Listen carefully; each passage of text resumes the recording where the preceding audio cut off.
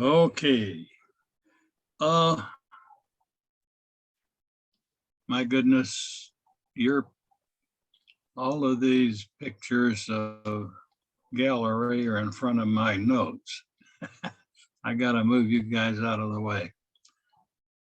All right, so I can't see any of you now, but I can see my notes.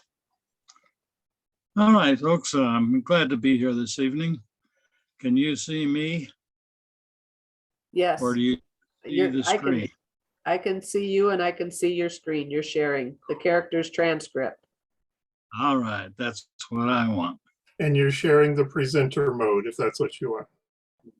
I'm in the presenter mode. Okay.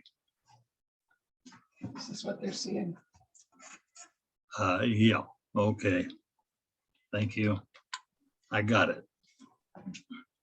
Thank you. That's my daughter again, helping me out. You need some help when you get old. All right, this is a picture of the Characters Transcript. Now, I gave an introductory talk on this some time ago. As a matter of fact, this is about the third time I've talked about the Characters Transcript in this format. But I made this a centerpiece of a testimony that I gave of Jesus Christ. And whoops, I've got to make sure I don't do that. All right. I gave my testimony about this some time ago. Last Christmas, I think, was the last time just before Christmas that I gave a talk. As I said in an earlier presentation, there are two different handwritings in this document. The first 4 lines were written by Mormon, and the last 3 lines were written by Moroni. And tonight I'm going to go into detail regarding 3 Nephite roots. And the roots are derived from Egyptian hieroglyphics. And each one of the curves or lines that's in here carries some meaning. So I'm going to talk about 3 Nephite roots, the people, plates, and records. And there's a good deal of similarity as well as big differences. As I said, the handwritings of the 2 men, Mormon and Moroni, were noticeably different. And to me, this is a validation point. When Joseph Smith copied them, he copied the handwriting of each individual man so that we can see that difference in handwriting. I'm not going to go into this any further here, except I'm pointing it out to you because as we go through here, you're going to see those differences in handwriting, although I probably won't point it out anymore. Before we go any further, I want to remind you how the Reformed Egyptian script is to be read. In the reading of the characters, we go from right to left, not left to right. But each character was written from left to right. Now, today's Hebrew does the same thing. Although the lines read from right to left, each character is written from left to right. For today's presentation, I want to start with plates. These are the durable materials on which the Nephites made their records of their people. Metal plates, there were other areas of metal plates where in ancient history, but the Nephites were especially with preferred gold. So there was gold plates, and we won't talk about the nature of the gold plates and much more. There are another 24 gold plates that were the Jaredite record that I will bring up though. But people, plates, and records are all interconnected, and we must consider each root both separately and in combination with each other to correctly determine the intended meaning of these characters. The first set of plates mentioned in the Book of Mormon is the brass plates.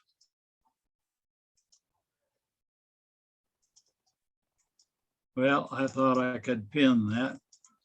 I tried it before and it worked, but I can't pin the laser pointer. I've got to come over here and scroll with my cursor.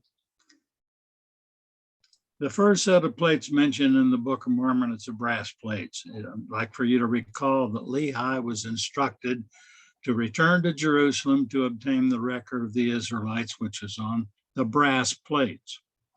I want you to consider what would likely to have happened to those plates when King Nebuchadnezzar carried the kingdom of Judah off to Babylon about 15 years after Lehi left Jerusalem.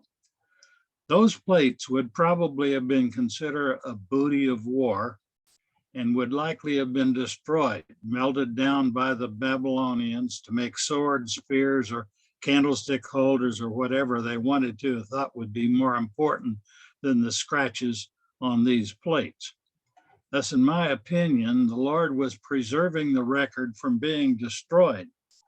The brass plates held the genealogy of the tribes of Israel. So by reading that record, Lehi found his ancestry lay in the seed of Joseph of Egypt through Joseph's elder son, Manasseh. Also, in my opinion, the engravings on those plates were probably the same type as those copied by Joseph Smith in the Caractors Transcript. And that method of writing had probably been handed down by a family of scribes, the family of Manasseh specifically, father to son for many generations, probably clear back to Joseph of Egypt. At any rate, the brass plates contained the heart of the Nephite religion. That at the time was temple-centered in sacrifices and worship in the Solomon's temple. Solomon's temple built about 900 BC. So for about 400 years, worship was in the Jerusalem temple. But the Babylonians destroyed that temple in about 585 BC. So we tend to think of Judaism as having been pretty much the same clear back to Mount Sinai or even earlier. Heard someone say that Moses was not a good Jew. Well, there were no Jews at that time. The Jewish religion didn't exist.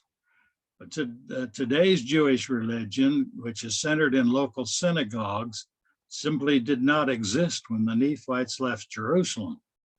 The rabbi teaching in a synagogue system developed while the Jews were in that Babylonian captivity. In captivity, the Jews no longer had a centralized temple. To them, no temple meant no sacrifices. Thus, it was during that 70 years of Babylonian captivity that the modern rabbinical form of Judaism developed in local congregations throughout Babylon.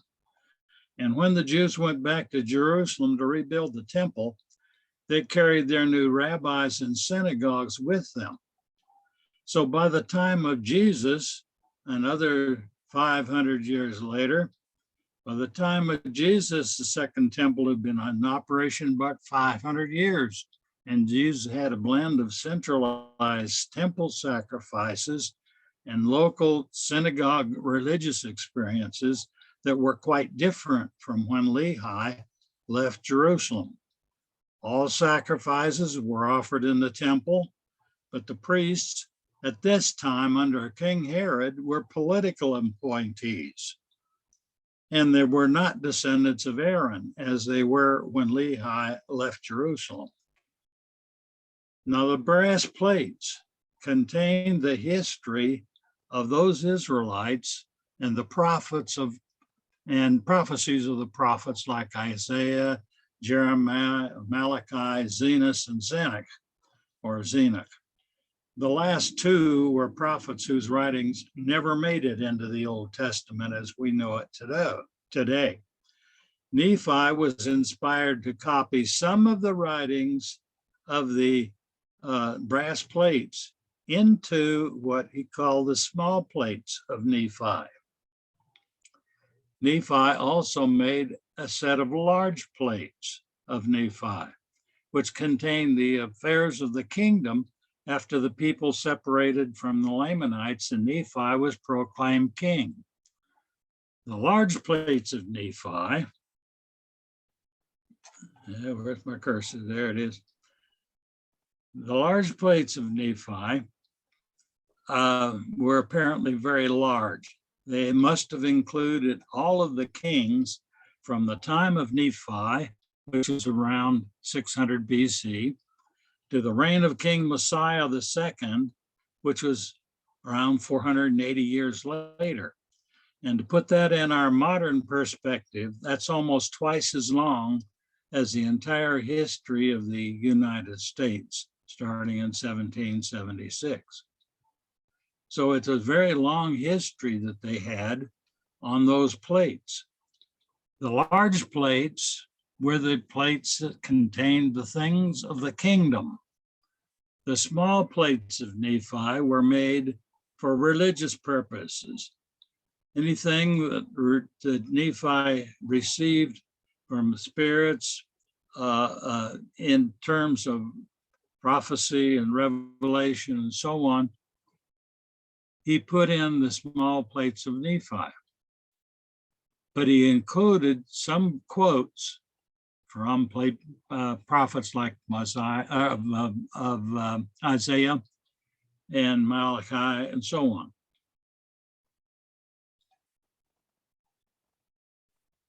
Now, the small plates of Nephi was a sacred record, and it was not particularly concerned about dates. So in the Book of Mormon that we have today, with the first part of it is the small plates of Nephi, and the last part of it was from the large plates of Nephi. We'll be talking about that in the missing manuscript in a few minutes. The large plates of Nephi were the kingdom records, and Mormon must have spent years in making an abridgment to go from that to this point, Mormon's abridgment of the large plates. After all, Mormon was the commanding general of the entire Nephite army. Now, if I understand correctly, Moroni had not really started his job. His father told him he was to take the plates from the Jaredite record and abridge them. Now, the Jaredite record started out with 24 gold plates. Gold plates of ether were found during the reign of Messiah II. Those 24 plates were taken to Messiah sometime after 480 BC. And Messiah used the interpreters to translate them into his own language using reformed Egyptian characters. Some 500 years later, Moroni abridged Messiah's Hebrew translation of those 24 plates.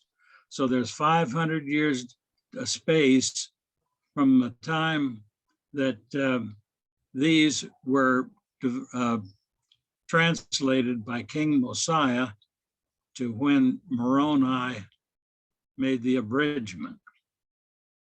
Now, after completing the book of Ether, Moroni had a few plates left over, and he used them to make his own book of Moroni, which is the very last book at the end of the Book of Mormon. At the lower left of the slide, we see Mormon's abridgment of the large plates. Inserted in behind that, the back of the book, was Moroni's abridgment of Messiah's translation. So that became the Book of Ether and the Book of Moroni. And so that is what Joseph Smith received and translated to start with. That's the plates that the angel Moroni gave to Joseph Smith in 1827. Now I'd like to examine the characters transcript for the characters that mean record. And I have circled some that refer to specifically the Jaredite record. All of them that are circled are the Jaredite record. There are other records in here, but I haven't mentioned them. And some of them I will mention, but for these right now are just the ones that deal with the Jaredite record. Record is the medium-sized horizontal line, and you see them peppered throughout Moroni's work. That's the beginning of a sentence. In every case, that's the beginning of a sentence that says the Jaredite record. And all of those circled characters begin the sentence about the Jaredite record. Note that the record character is used differently by Mormon and Moroni. Remember, Mormon wrote the first 4 lines, and Moroni wrote the last 3. So Mormon always has his record hooked in with other characters that modify it and changes the meanings. There are only 3 times that Mormon is referring specifically to the Jaredite record, and they are circled here. Notice that this character, which you see at C17, and the one at B24 are the same character, except there's a little hook at the bottom that's added to it. Otherwise, that's the same character. And what that says is,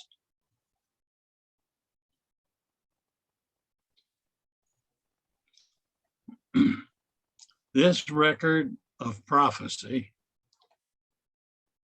it's the beginning of a sentence that then continues down here and continues, of course, to here. Then it starts again, this record of prophecy, and that little hook at the bottom, or that little line at the bottom, means 2. And this is the Israel language. Up here is the tribe of Israel, and there's a language hook added on there, a tongue, which means the language of Israel. So this is talking about the translation into the Hebrew language.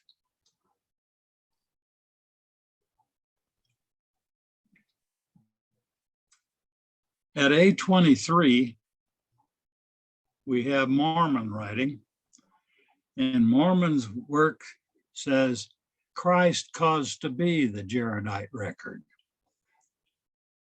Christ caused to be the Jaredite record. And this is the record of prophecy, which is the Jaredite record of prophecy. The difference in Christ caused to be has an imperative aspect of it. In other words, it's just not a record of the Jaredites. This is Christ caused this to happen. Christ was directed them to make it happen. What did he cause to make happen? He directed something to be going into this. This character right here is the brass plates. We'll come back to that over and over again.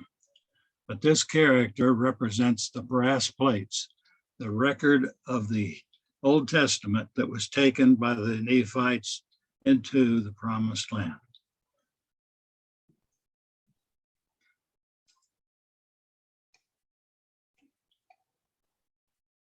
Now, Moroni has only one situation in which the record of the Jaredites is added with some other character. All the rest of them, they're all alone, and they're all the beginnings of sentences. So these sentences here are all talking about the Jaredite record, and that's understandable since that was Moroni's job to translate or to abridge the Jaredite record. The differences in the way that Mormon and Moroni use the same characters, meaning the same thing, is indicative to me of validation that we don't have two people to write the same thing the same way. You can get somebody's verbiage out of a piece of work that he's done, and somebody who's skilled can do so, and can say, this definitely was not written by that person because it doesn't have the same patterns. Well, Mormon and Moroni had different patterns of writing. That writing system is very flexible, is adaptable by different authors. Now this slide takes the upper left-hand corner of the Caractors Transcript, where there are many examples of things that I want to show you from this particular slide. We now come to a peculiarity in this writing system that is quite confusing to those of us who read sounds rather than meaning. And folks, these all indicate something about the meaning. They do not indicate sounds at all. And here, for example, there are 3 short lines that we would say, hey, they look alike to me, but they derive from 3 different Egyptian hieroglyphics. This one is what we call the 2-4, because it was, that's the way the Egyptians used them, as to indicate the 2 or 4. And the symbol was a zigzag line in back about 3000 BC. But over the years, it developed into a short straight line. And that happened in all 3 forms of Egyptian hieroglyphs. The hieroglyphs themselves, then there was another form that developed for this, the priests, hieratic, and another one was used for the businesses, developed later, some 700 or so years before Christ, called demotic. All of them shortened that character into a short straight line. The character, I'll get my notes going here.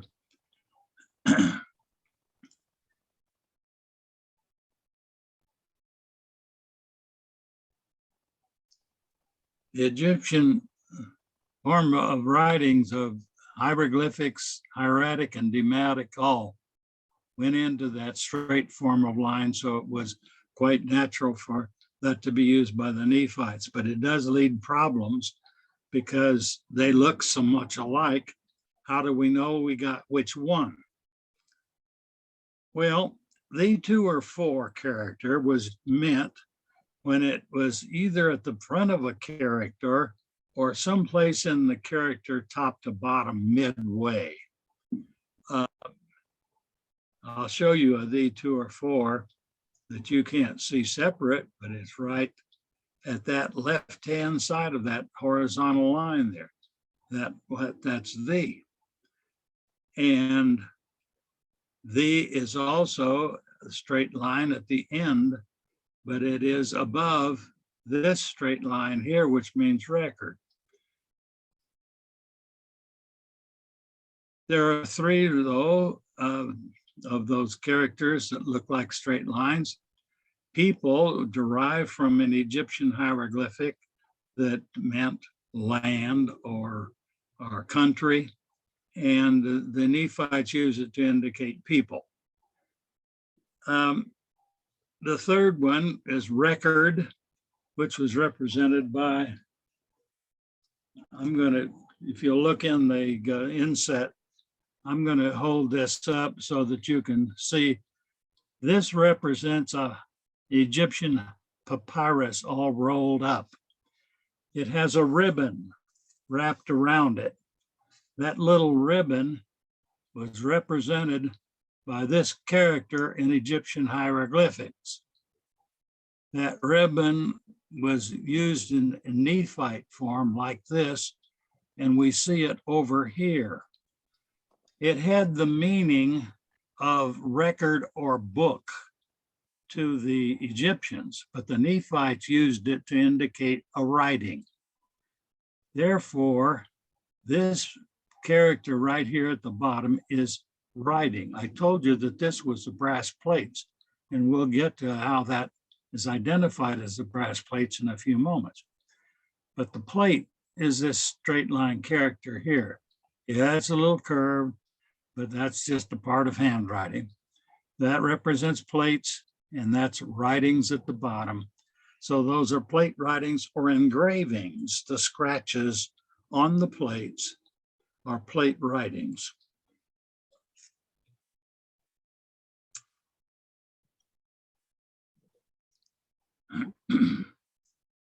Now, record character was a bit longer than the 2 or 4, but again, it was midway and often combined with people, usually at the bottom of a character.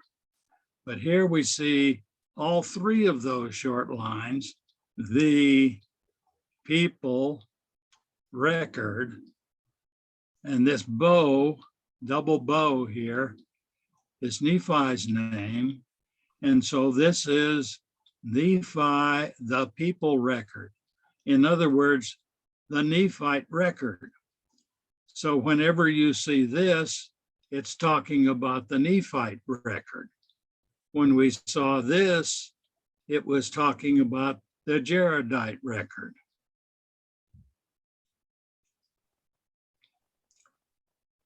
So we could roll all those lines together, the people record. It's also rolled together in this particular character right here, the people record. And what this is, those are 9 gifts over the people record, and that is the word for revelation. The gift times 9 to the people record. That's a powerful gift to people from God.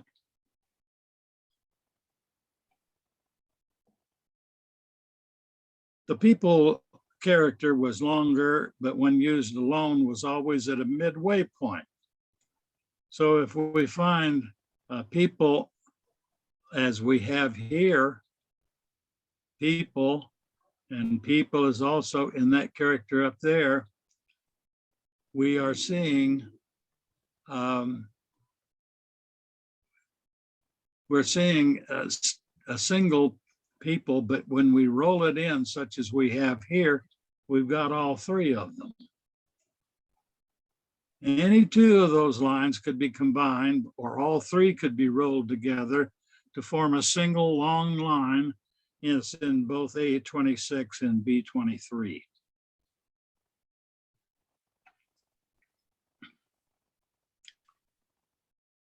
One more thing to note here. The same character representing a rolled papyrus. Here we got the papyrus again. The same picture of the rolled papyrus was used for both plates in the vertical position right here, the plates in the vertical position, and record in the horizontal position. The Egyptians could use them interchangeably, and they both meant record or book. But the Nephites used them specifically. The vertical position is the plates on which the record is written. The record is the content of what's written on the plates.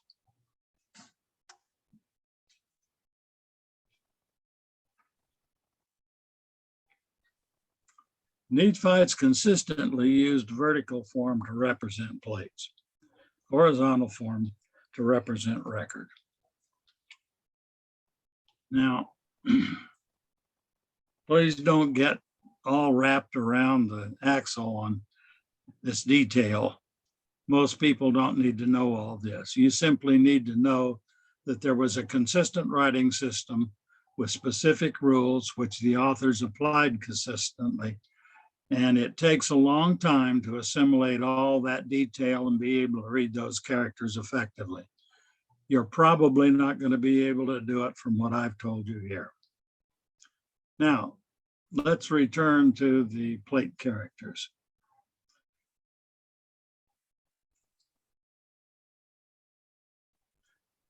The plates are the vertical line in each of these characters. It's always angled a little bit, but it's the basically long vertical line. There are two of them here. That long vertical line meant plates. And I told you what this little squiggle at the bottom is. That means writings.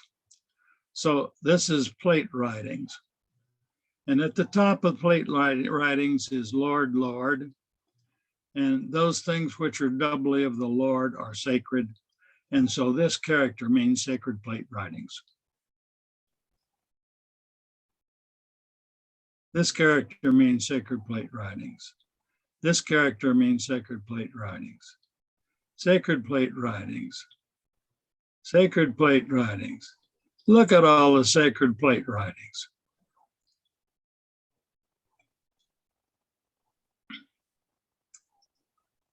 Now this list includes all of the Caractors Transcript characters that include the plates root. And plates is that angled vertical line. Plate writings is in all those places that I pointed out, but there is one place that is missing that plate writings, and that's right here. Notice all the other characters similar to that have the plate writings at the bottom. Now, I don't know whether that's intended. If it is, it is definitely omitting the word writings.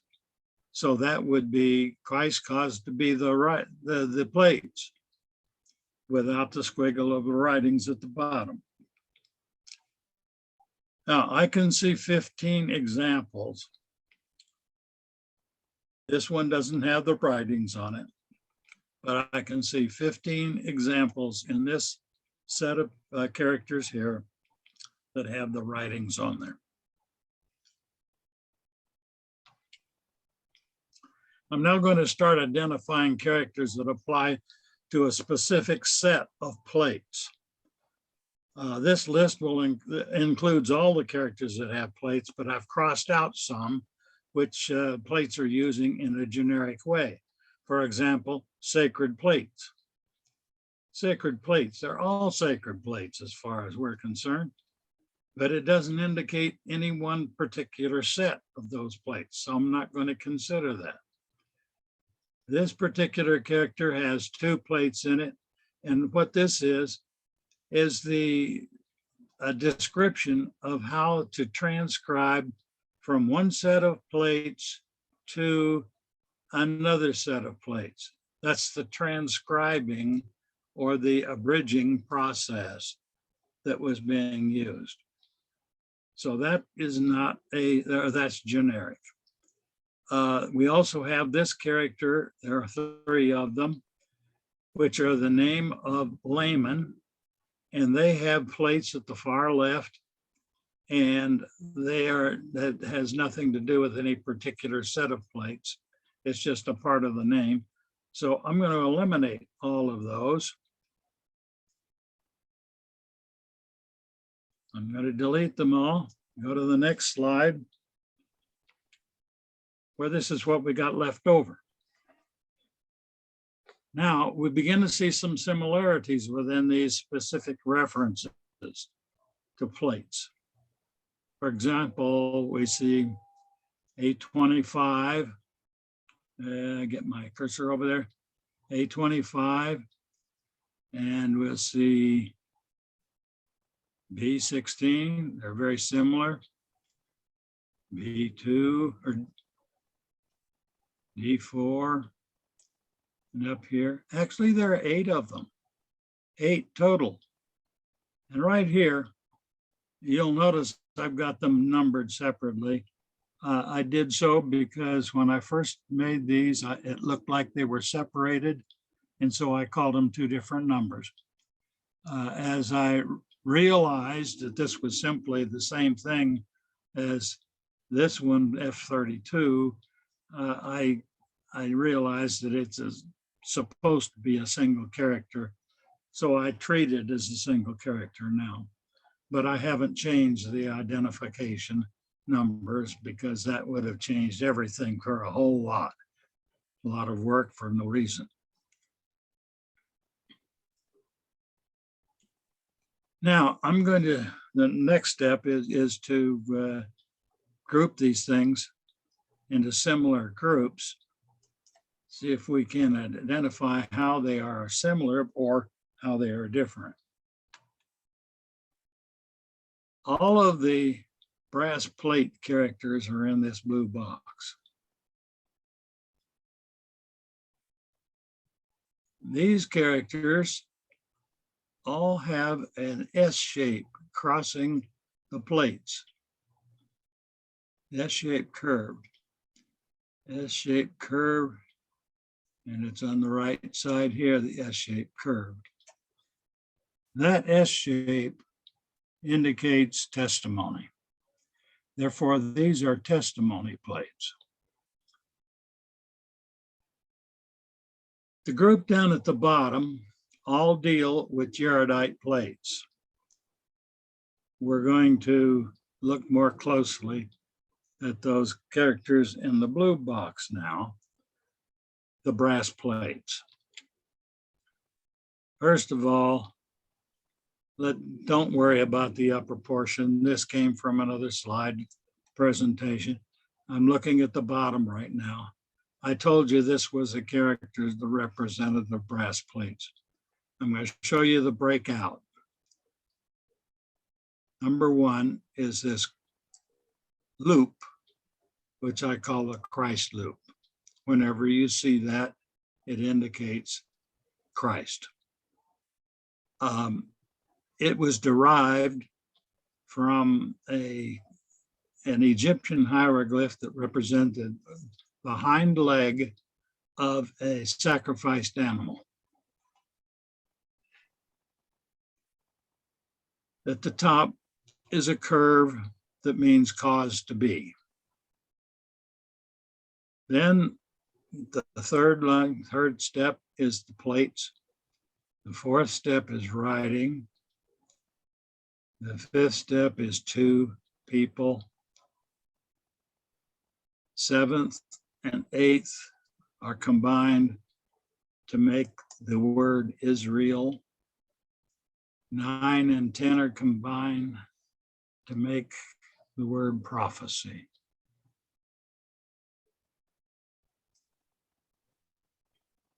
Thus, I'm going to read for you what that means. Christ directed these prophetic plate writings for the people of Israel.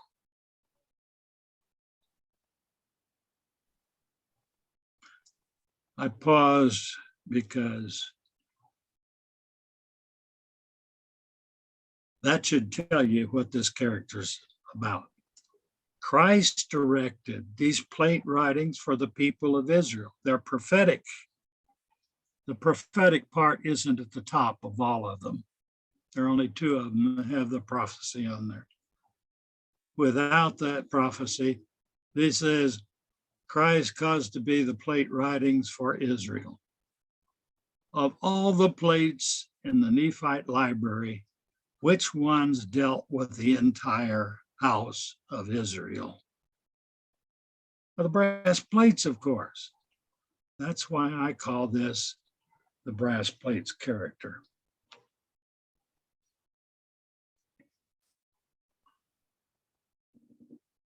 Now, the red box is a set of plates, testimony plates. Those all have the S-shaped testimony character, and although I will come back to that testimony plates in a little bit, but let's go to the bottom left. Here we have two characters which have a 9 shape, number 9 shaped character in them. That 9-shaped character means Jaredite language. I'm not going to go into how I got that, but that's what it means. I could tell you, but I don't see any reason at the moment to do so. Now, that 9-shaped character means the Jaredite plates in the Jaredite language. And this means the Jaredite language in the tribe plates. Now this looks a little similar to that, except that that line is straight and not curved as it is in the previous two. And that straight line means plates. So that's Christ plates, people record.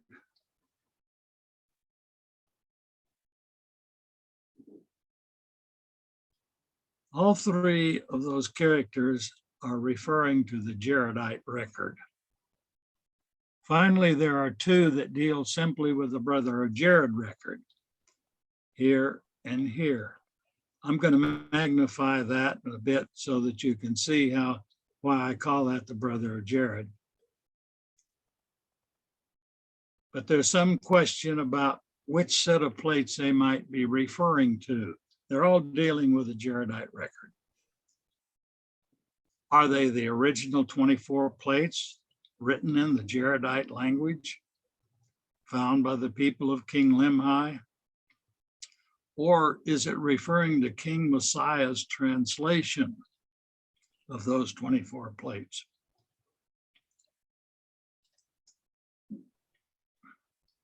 We're going to go back to testimony plates. Before we come up to these two again, I want to address testimony and show you why that is testimony. This is a kind of a dictionary. The tongue to the Egyptians was this. The Nephites abbreviated to this. This was a character that had a sound of M, and it meant of, among other things. The M sound was represented as several types of prepositions often, as well as a sound. And this is what it looked like in the Caractors Transcript. Now, if you take the of and you put it over the tongue, you get of tongue, and there's your S shape. The of tongue means testimony. Think of tongue as being speaking, or of spoken. You speak of something, you are testifying about it. You speak of something, you tell about it. That's why I say these are testimony plates. In each and every case, they refer to some set of plates.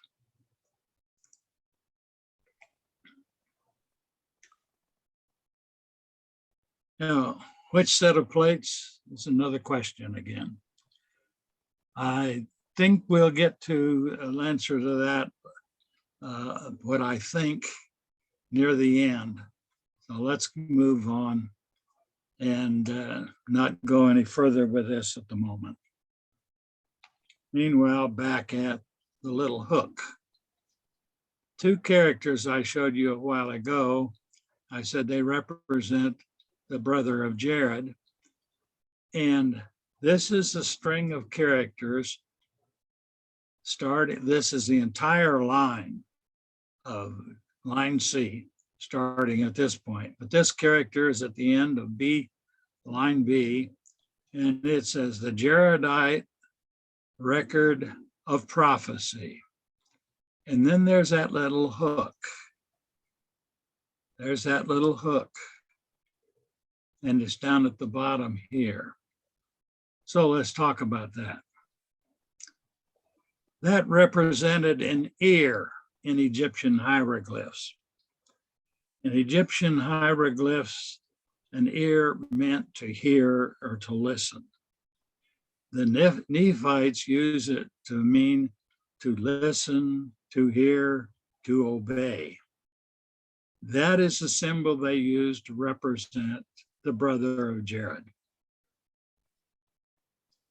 The brother of Jared, if you know the story, the brother of Jared listened to God and followed God, obeyed God, led his people where God took them. It's a record of prophecy. Now, I'm not going to try and translate this at this point. I don't have time. I can translate both of those, but if we've got some time at the end, we may spend some time on that because it's an important testimony.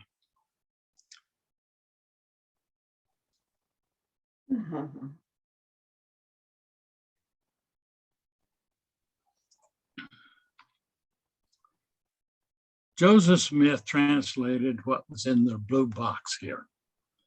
Those are the items that Joseph Smith translated. The large plates of Nephi had been abridged by Mormon to make this set of plates, the large plates of the set of plates that Joseph was to translate. Moroni made an abridgment of Hebrew translation of King Messiah's Hebrew translation of the 24 gold plates. He abridged that here. And that was slipped in at the back of these plates. And that made the end of the Book of Mormon. Joseph Smith never saw the brass plates. Joseph Smith never saw the large plates of Nephi. He never saw the 24 gold plates or King Messiah's translation. He saw only what Mormon and Moroni had put together to make up the plates that he was given. But there was a problem of a missing 116 pages. Let's get into the sets of plates that are identified in the Caractors Transcript.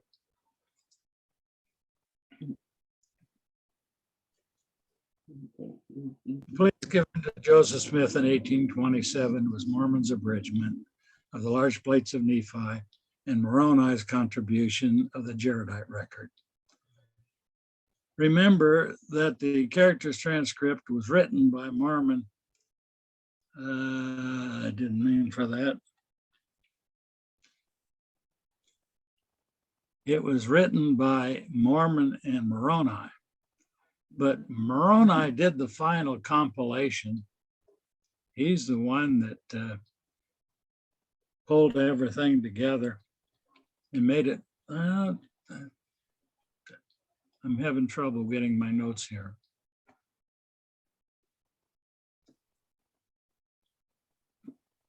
All right. He attached the abridgment of the Nephite of the Jaredite record at the end. Now, the title page of the Book of Mormon, as it was given, is right here. The title page of the Book of Mormon, in the Book of Mormon that we have today, was at the end of the small plates of Nephi.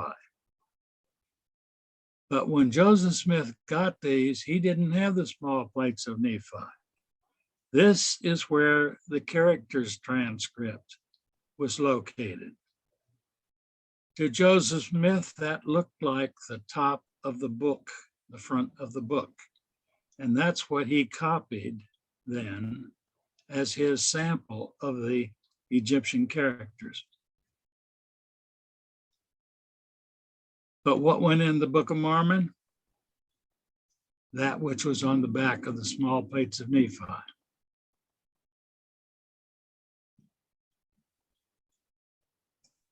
For the most part, Mormon and Moroni were just editors. They abridged their respective sets of plates. Mormon made some editorial comments at the back of the small plates, and that's what's called the Words of Mormon. But they were in that set of plates. Mormon found those and says, hey, this looks interesting. I like what I'm seeing here.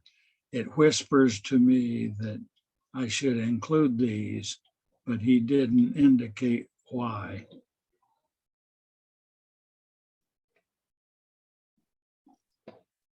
He had no idea of the missing plates or missing manuscript.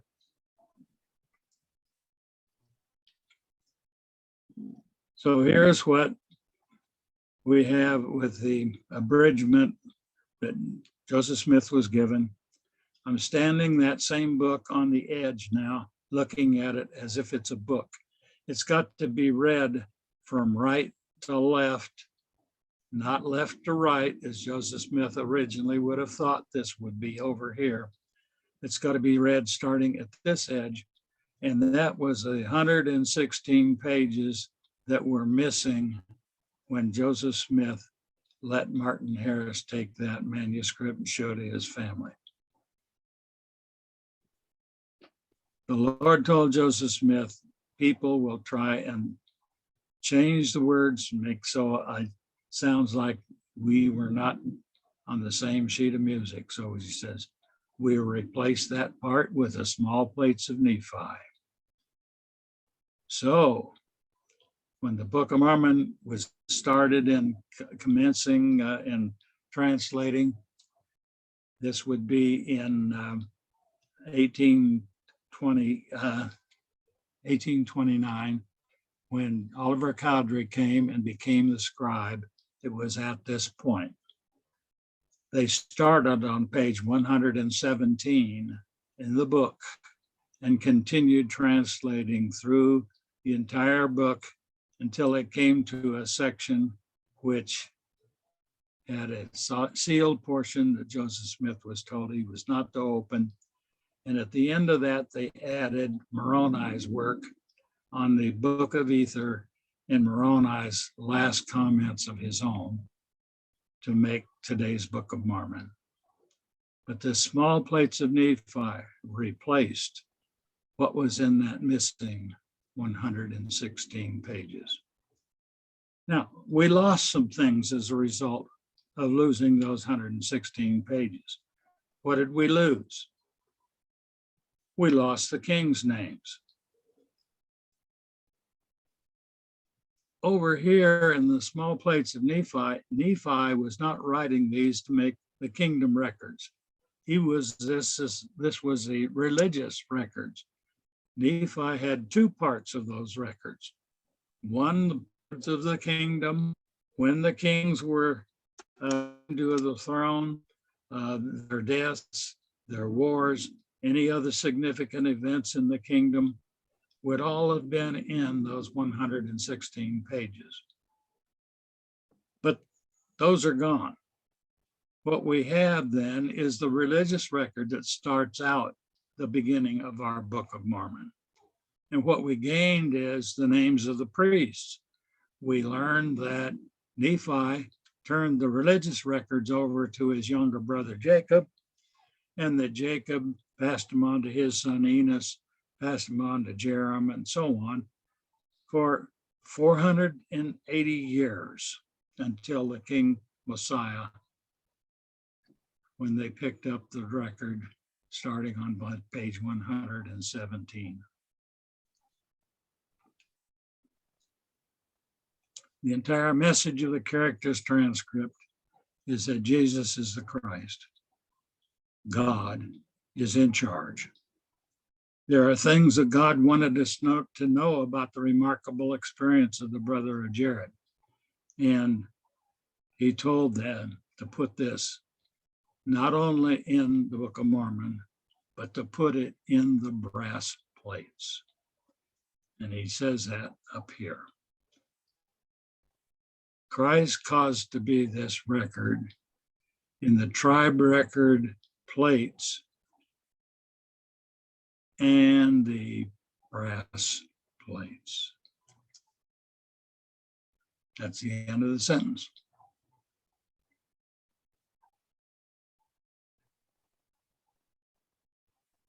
There's nothing in the Book of Mormon that says that they added anything into the brass plates. But as I read this, that's what it says.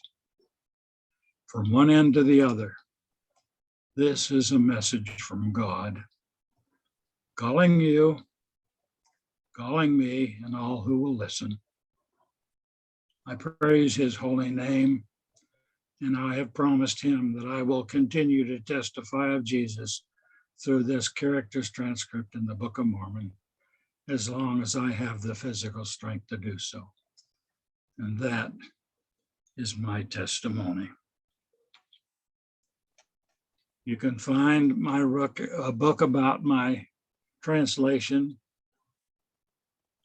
abookunsealed.com.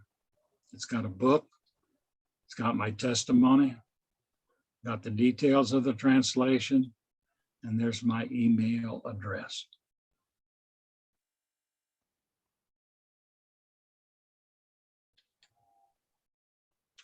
Thank you very much.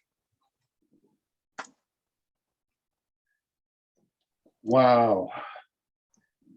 Again, Blair, I am in awe of the work that you've done. Let me ask you a question, though. It's my privilege as a host to get the first question in, then we'll turn it over to the other people.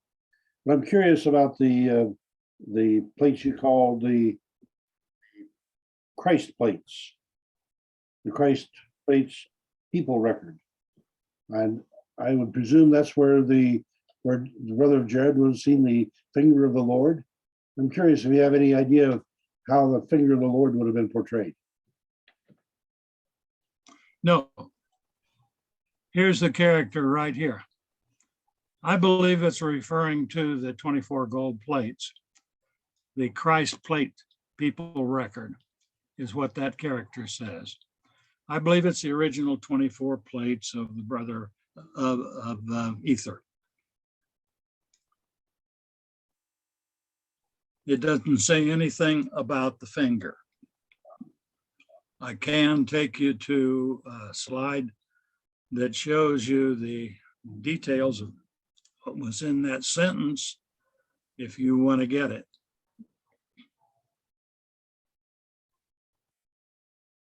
I'll yield. The simple fact that it's in the plates is really sufficient. But I'm curious that that even the finger of the Lord shows up in this remarkable testimony. Well, the finger of the Lord doesn't show up in the testimony.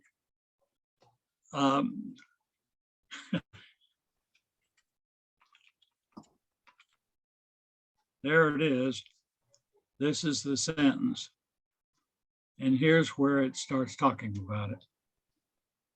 The record of prophecy, abridged for brother of Jared people record, by commandment, is from the Christ plate record, abridged, of Jesus with the strongest commandment of revelation of Christ, abridged, the Jaredite language, tribe of the brother of Jared, Jesus Lord testimony plates in the Lord language.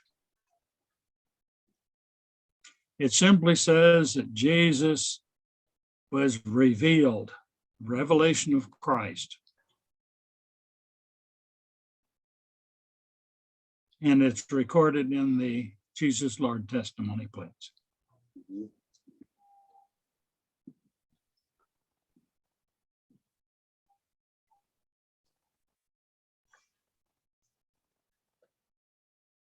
Paul, were you finished? Yes, please. Okay, Ed, you're first and then Roger. Go ahead, Ed.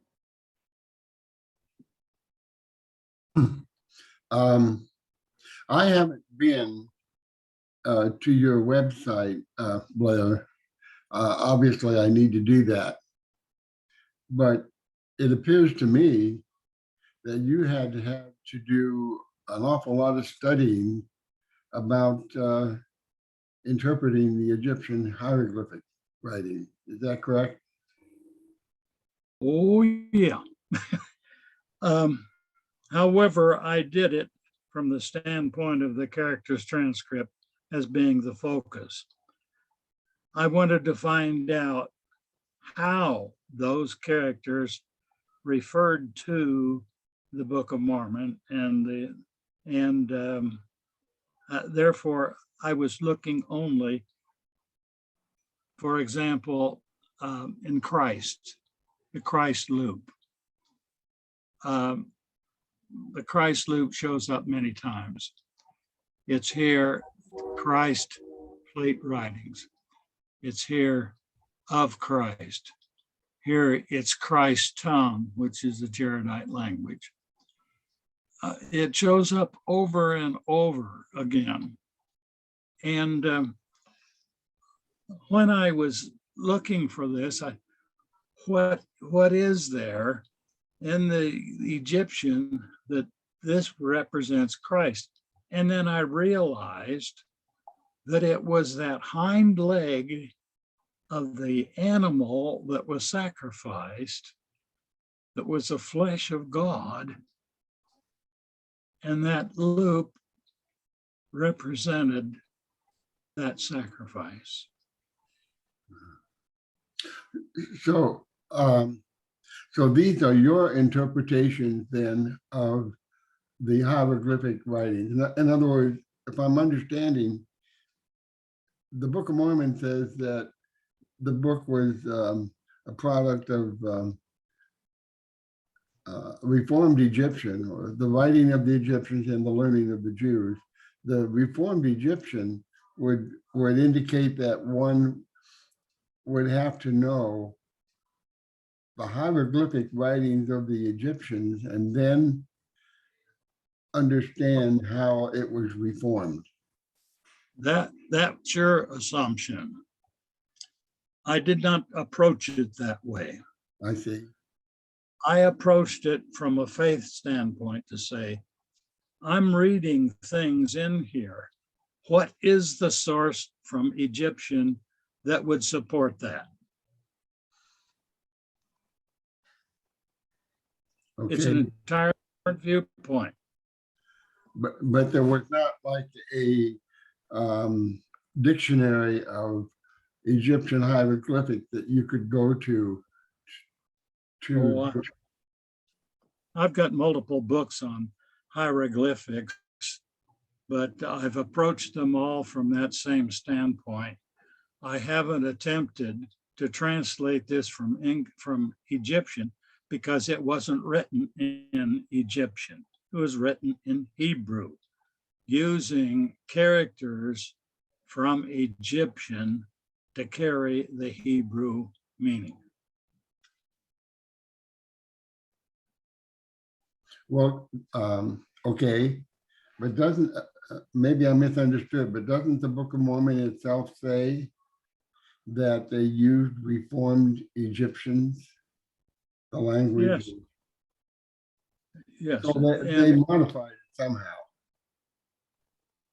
Yes, and what I did was to find an Egyptian character that had the same kind of a meaning, that was basically an abbreviation, that is, these characters were an abbreviation of an Egyptian character that had a specific meaning. Mm-hmm. That'd be a very difficult job. I see the effort you had to make on that. I spent 28 years on it. I can imagine. I have learned a lot in preparing this particular lesson. My interpretation is expanded as a result of my study in preparing this presentation. I don't doubt that at all. That is clear. Thank you for that explanation. I'm done. Thank you, Ed. Roger, go ahead, please. Blair, you may have explained this. I was so engrossed in following all this. I'm not sure I got it all. So, in fact, I'm sure I didn't get it all. I don't have it all. Okay. I'm not, But my question is about the title page. I don't Yes. guess I know where that came from. Who wrote that? Moroni or Mormon, or is that I explained somewhere and I'm not clear on it? I don't know. We don't have any example of their handwriting, so I can't tell you which one wrote that. All we know is that that's the translation of it. And the two characters, the characters transcript and the title page of the Book of Mormon overlap. There are some areas that almost the same sequence of words, but it's there's a whole lot more in the characters transcript than there is on the title page of the Book of Mormon. And I realized that very early on.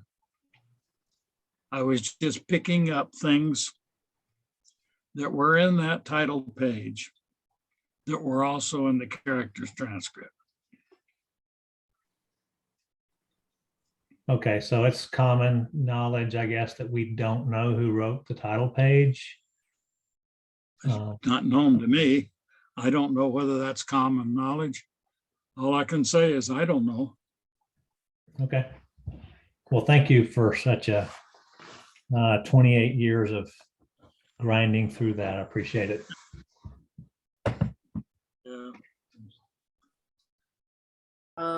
Brad put a comment in the chat box, so he says it, so it's sort of like using the Egyptian characters as a shorthand way to write the Hebrew language. That's right. That's a very good way to put it. It's a shorthand based on Egyptian shorthand. And if you know the rules, you can get the words. Now, they're not in the English language structure. They should not be expected to be in the English language structure, even if we put the words in there.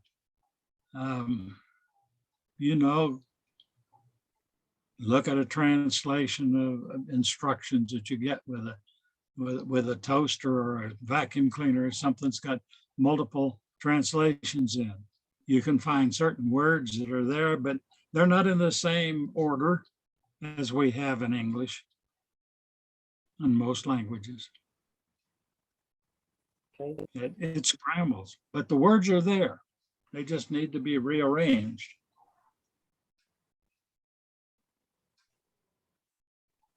Okay. There's a comment also that says, since the title page says that it was sealed by the hand of Moroni and Mormon passed away first, it's generally accepted that Moroni wrote the title page. Well, that's my guess, but I have no way of saying that. So I would think that that's the case. Okay. Rick, you are next, sir. Go ahead. All right, thanks, Blair.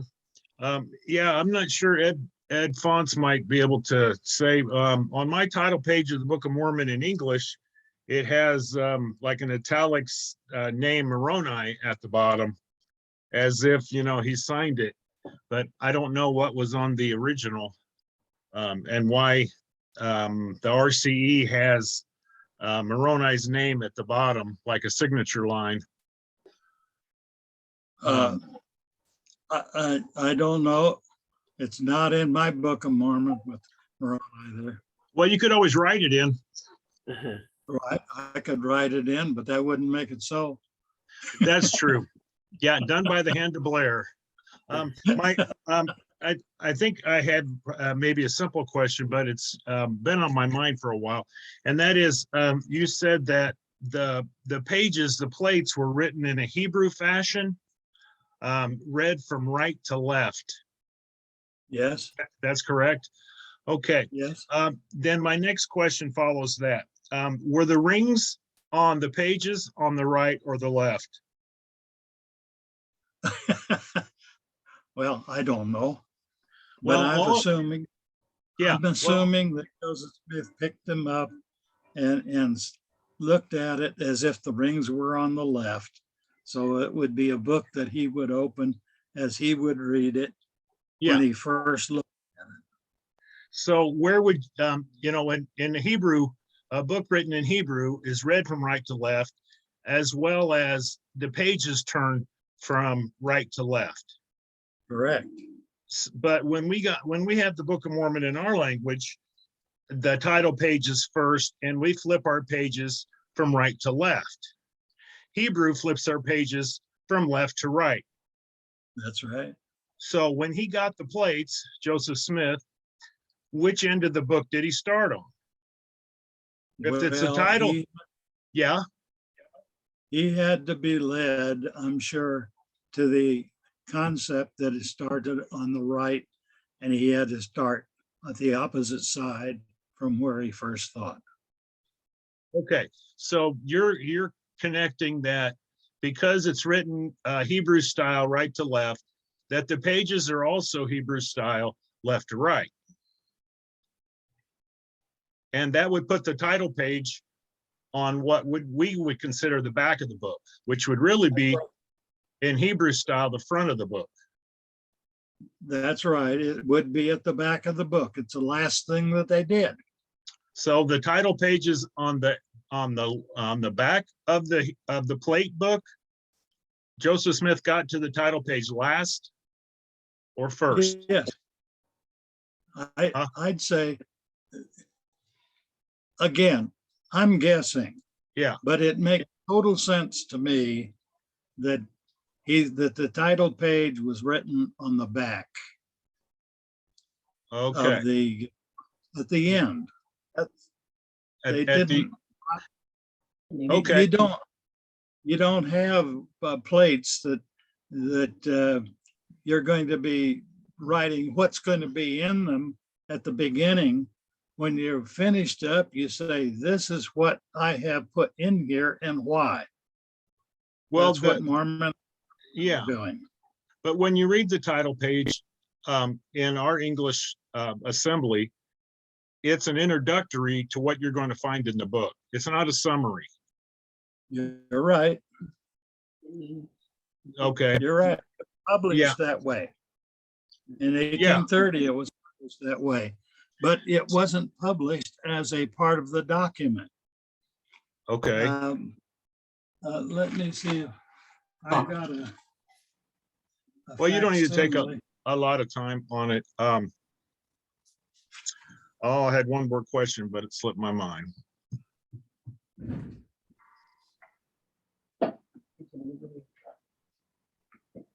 Oh, I know what it was. Okay, are you still looking it up? Yeah. Okay. This is a facsimile of the 1830 edition. Here Okay. is the way that it showed up. I don't know whether you can see that. I can't Yeah. see my. I can whether see you- it. I can see it. It's not super big. Your tile is not really big.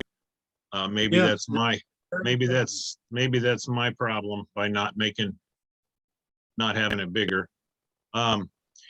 My next observation was in your presentation, when you represented the book or the plates fastened with rings, you put them on the left side, or the traditional English version, the English orientation. Yep. I did. Okay. That's What? my but- assumption. Yeah. But when you're answering the question, you said it was probably not on the left. It was probably, it wasn't. Yeah, it was on the right, but not on the left. When you close the book, the metal plates from the top to the bottom, the top on the top, or the first page on the top, the rings would have been on the right. And you would have turned page 1 from the left to the right and read from the right to the left, top to bottom. You are assuming that the title page was at the very beginning of the book. Yeah, I'm off the title page topic now, but I'm just saying the orientation of the rings in your presentation. Well, okay, I must not be understanding your question then. Well, it was a couple of questions. Where is the title page? Where was it found in the plates, in your opinion? And your illustrations in your presentation, the rings are always on the left, showing the top of the page with the inscriptions. But I'm proposing that if it's a Hebrew book, the rings would have been on the right and the top page would have been up. The first page would have been the top page. Yeah, see? So there in Kingdom History, the rings are on the left, and you're going to turn that page from right to left, which is not the Hebrew method. Let's look at this view. Right. This showing them sitting on the rings, ready to open up from the right side. Okay. And these characters would have been on the left side. Okay. So when you open that one that's stacked up there where your cursor is, you would flop the book to the left, lay it down on the left. That's right. And then your rings would be on the right side. Then you would have the rings on the right side. That's correct. And that's the way it should. Yeah, that's the way it should flip if it's a typical Hebrew book. That's right. Okay, that's all I Guess have. we're on music then. Blair, All right. when you Okay, hold up a book without your, when you're trying to hold something up to your screen, if you get out of the presentation format, you can see it bigger on the screen. Yeah. Okay. Right. Okay, so we've got a lot of folks with their hands up, and if you don't I'm know done. how to raise your hand in the reactions, I can't see you because it's still in screen share, so somebody will need to maybe You call want it. me I can share? only see 4 people, so right now we've got about 6 people with their hands raised, and so Brad, you're first, and then Frank, you will go next, please. I stop sharing my screen. Well, I guess it depends on if you want to keep using the examples. It's up to you. Where'd I Brad go? can go back and share screen if we want to. Okay, Right. Brad, I'm not sure what's up with your volume, but you sound like a minion.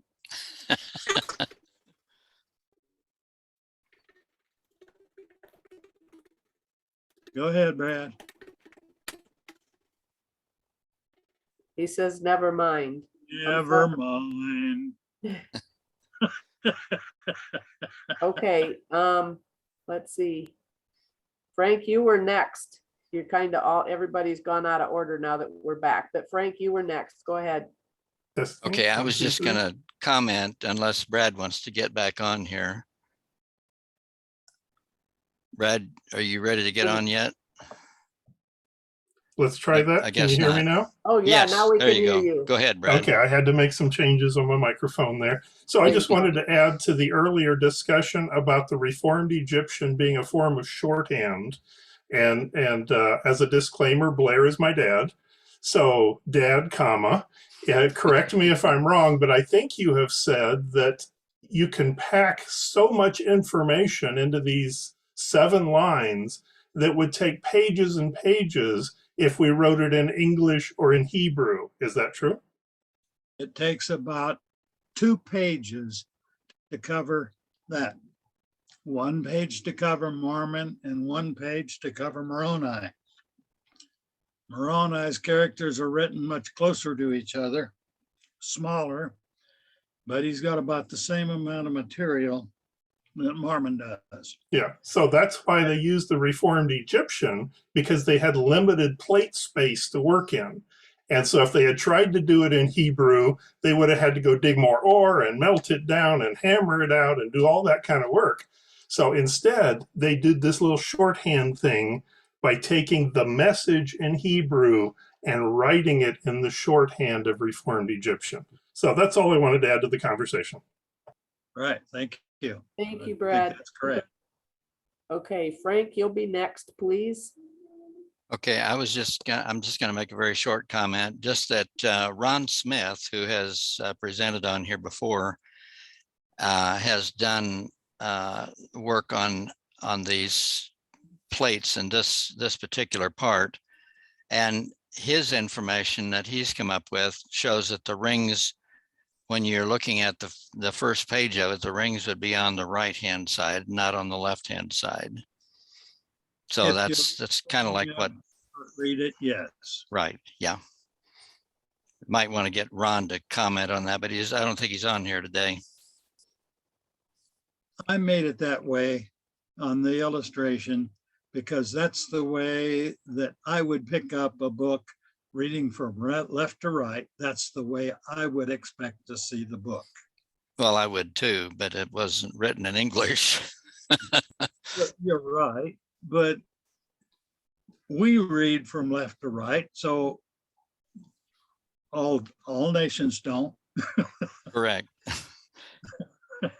I've heard if you start with Israel and go east, everybody writes from right to left. If you go from the west, west of Jerusalem, everybody writes the other way, the way we read it.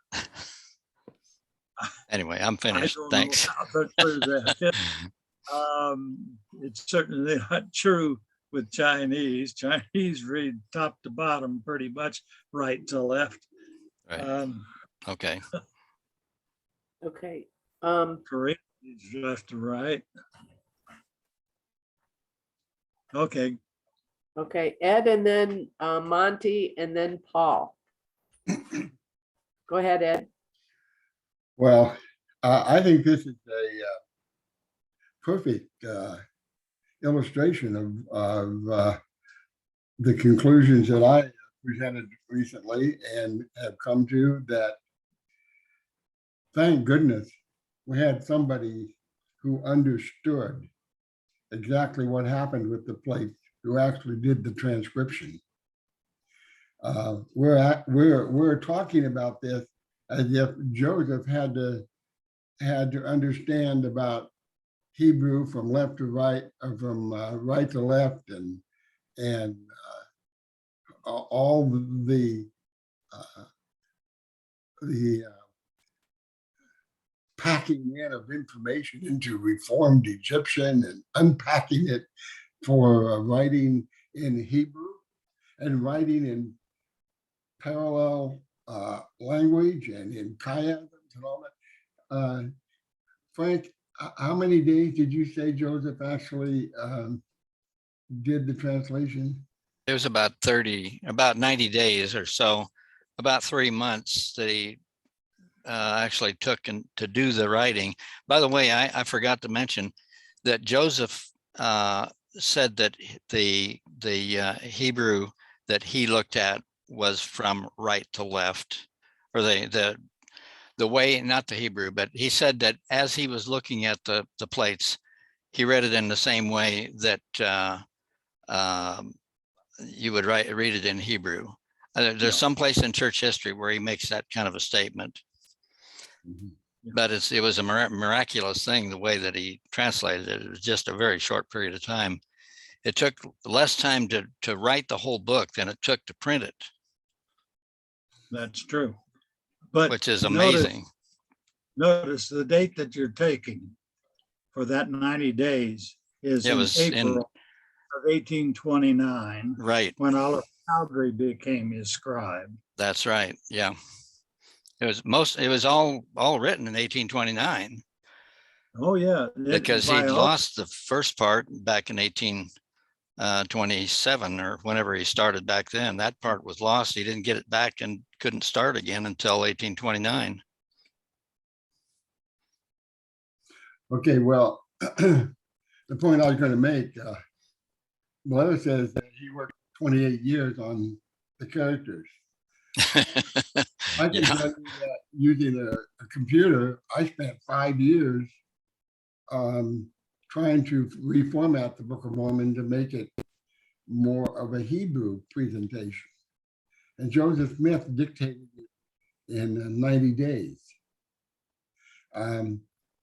That's why I believe that Joseph Smith did not do the kind of work that Brother Blair was doing in trying to understand and unpack the actual hieroglyphic characters to explain what the meaning in English of those characters is. He did not have the background nor the time to do that. And that's why I proposed that you have to find, there are 5 characteristics, I think it is 5, maybe not. You have to have someone who knew how to write in the Reformed Egyptian that the Nephites used to make their records. And of course,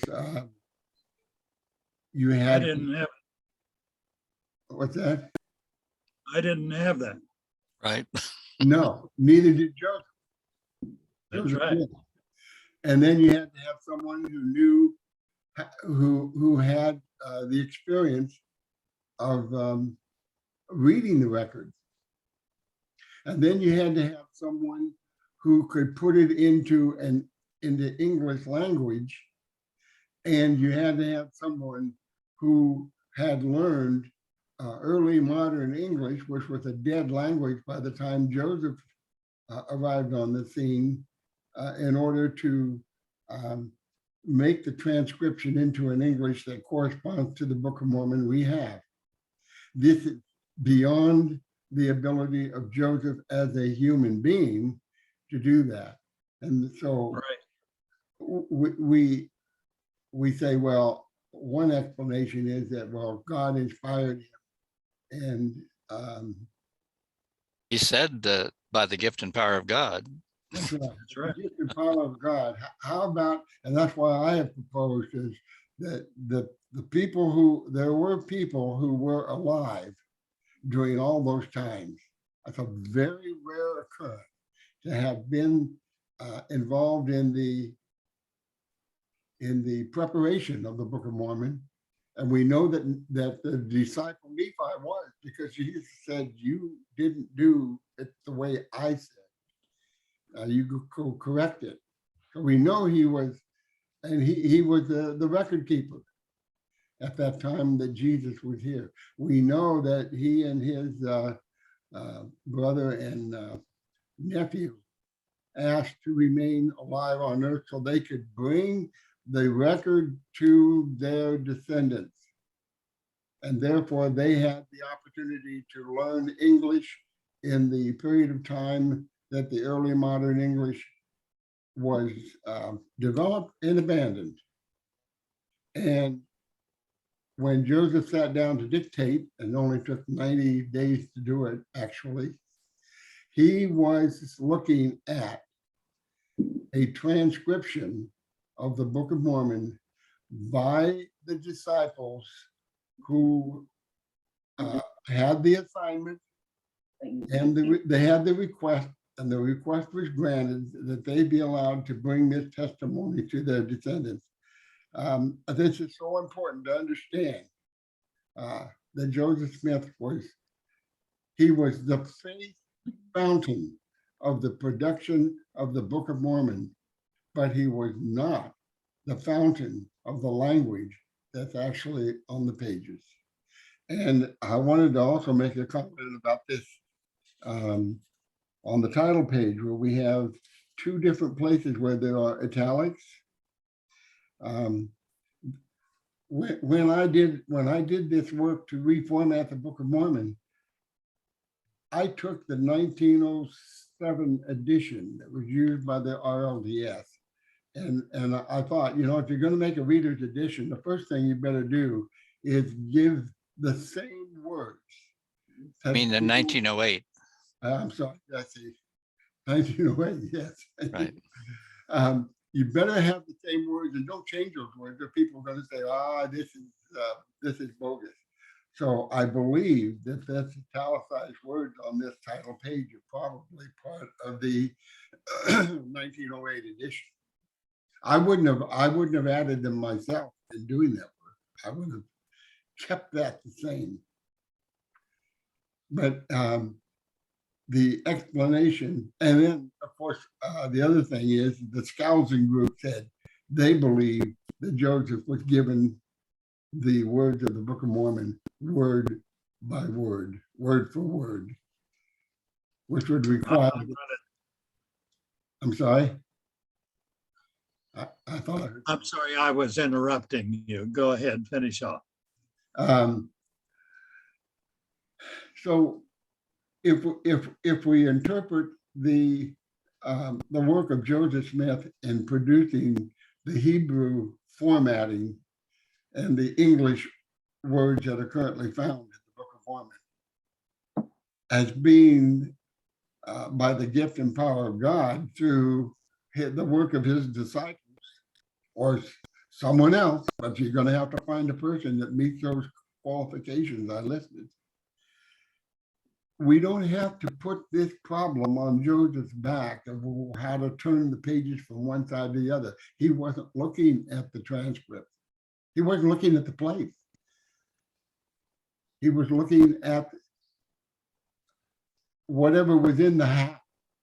It was like looking at an iPad. He was getting a visual representation of what the actual translator had done in doing the work that Blair had tried to do himself, which is to understand the Reformed Egyptian characters and to put English words to describe the understanding that he sees there, and to get it done. And I don't know how long the disciples would have worked on it, but Joseph apparently only worked 90 days. That's incredible. It's unbelievable. Anyway, that would be how I would put this together.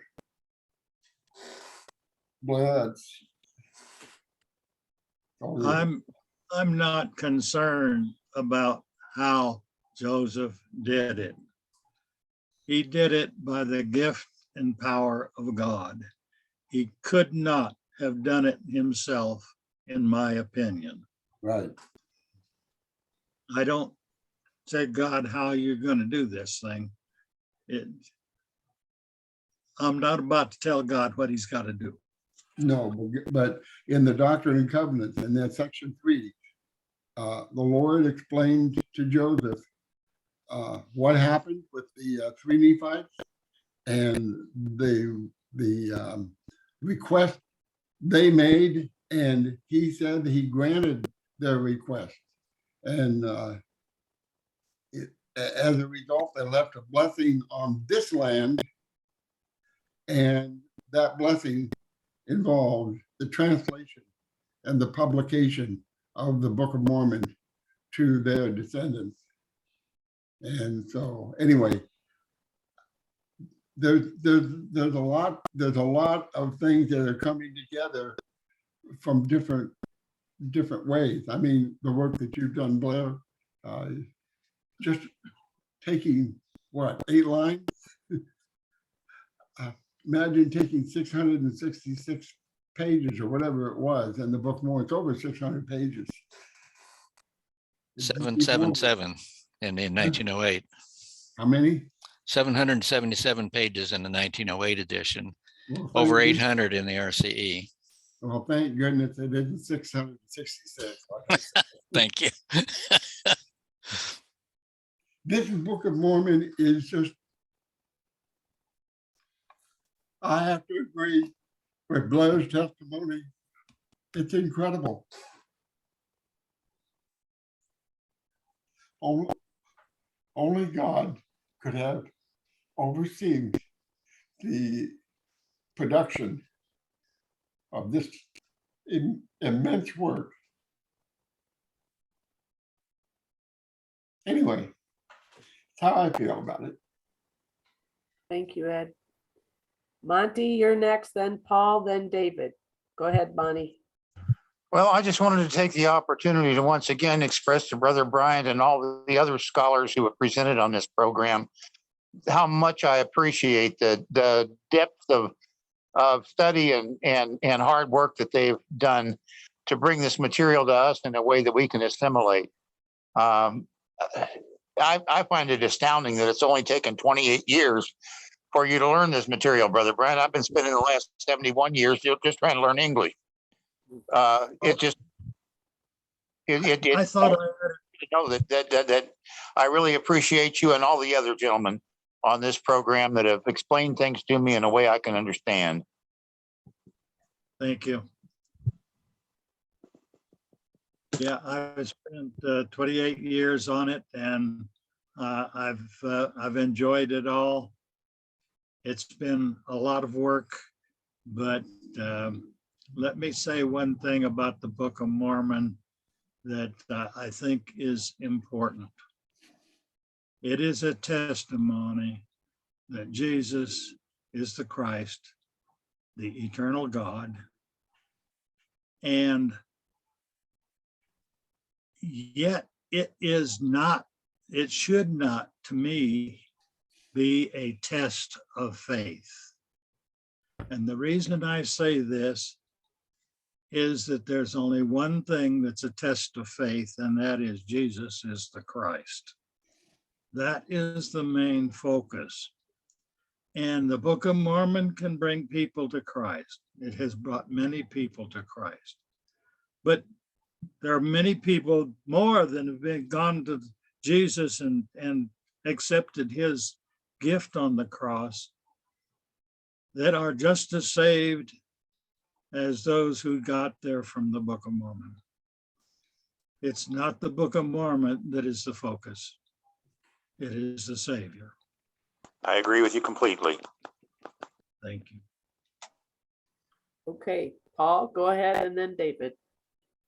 I thank you for that because it introduces the topic for next week, which is the universal archetypes that are incorporated in the Book of Mormon. And I hope that you'll come with an open mind on that one, because to me, the theme that allows us to see the universality of the Book of Mormon through those myth characters and archetypal themes is a broadening experience for me to try to understand. And so, yes, I agree. It is a phenomenal book, and I hope to be able to present that in a slightly different perspective next week. Rena has this copy of the Book of Mormon, and you'll see that those are Chinese characters, and these are written from top to bottom. And this happens to be an RLDS edition.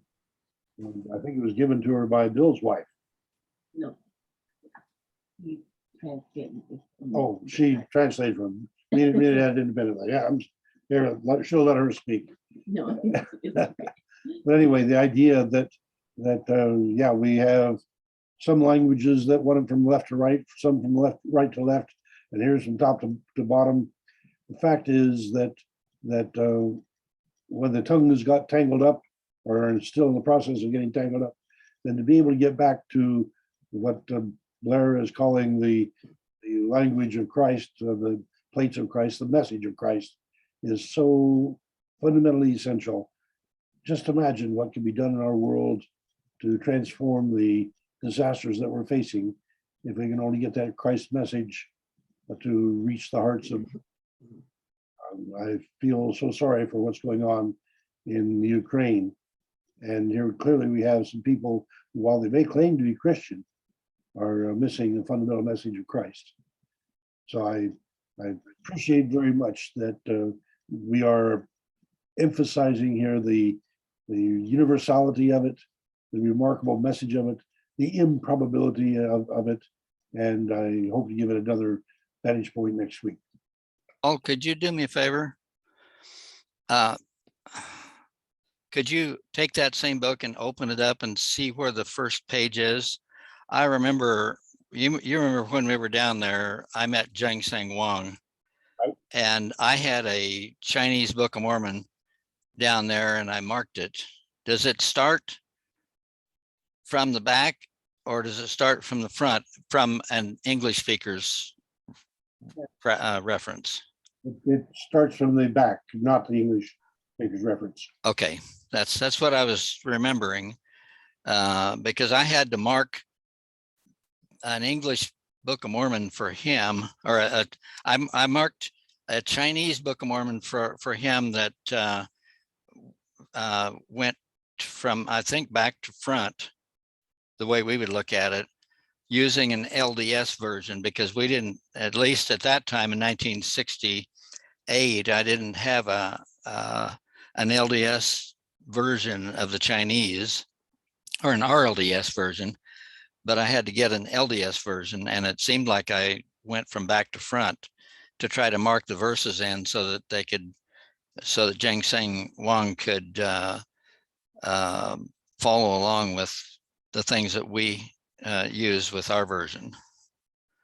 In other words, the versification, it was tough to do, but I got most of it done, or got it done fairly well, I believe. I have a Hebrew Book of Mormon here, Right. and this is the front page or front of the book. And it opens up and goes from right to left. Right.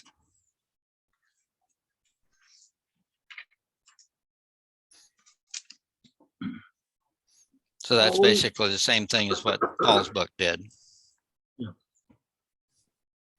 Paul, were you done?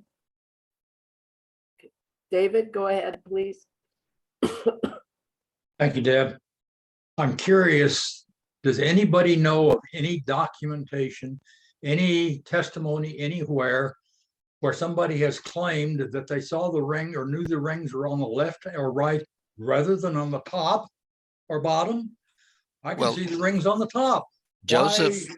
Because we insist I have to be on the side, but I could see the top working just as well. Anyway, I'll leave that one, and somebody can tell me if there's any documentation for that. Another statement I wanted to make, or question really, Ed Fonts, I understand that Joseph Smith claimed he translated the Book of Mormon using the Urim and Thummim. Why do you need a translator more than that? Why not Joseph Smith and the Urim and Thummim to do all the translating that's necessary? Because of the seer stone. The seer stone. Because here's the problem.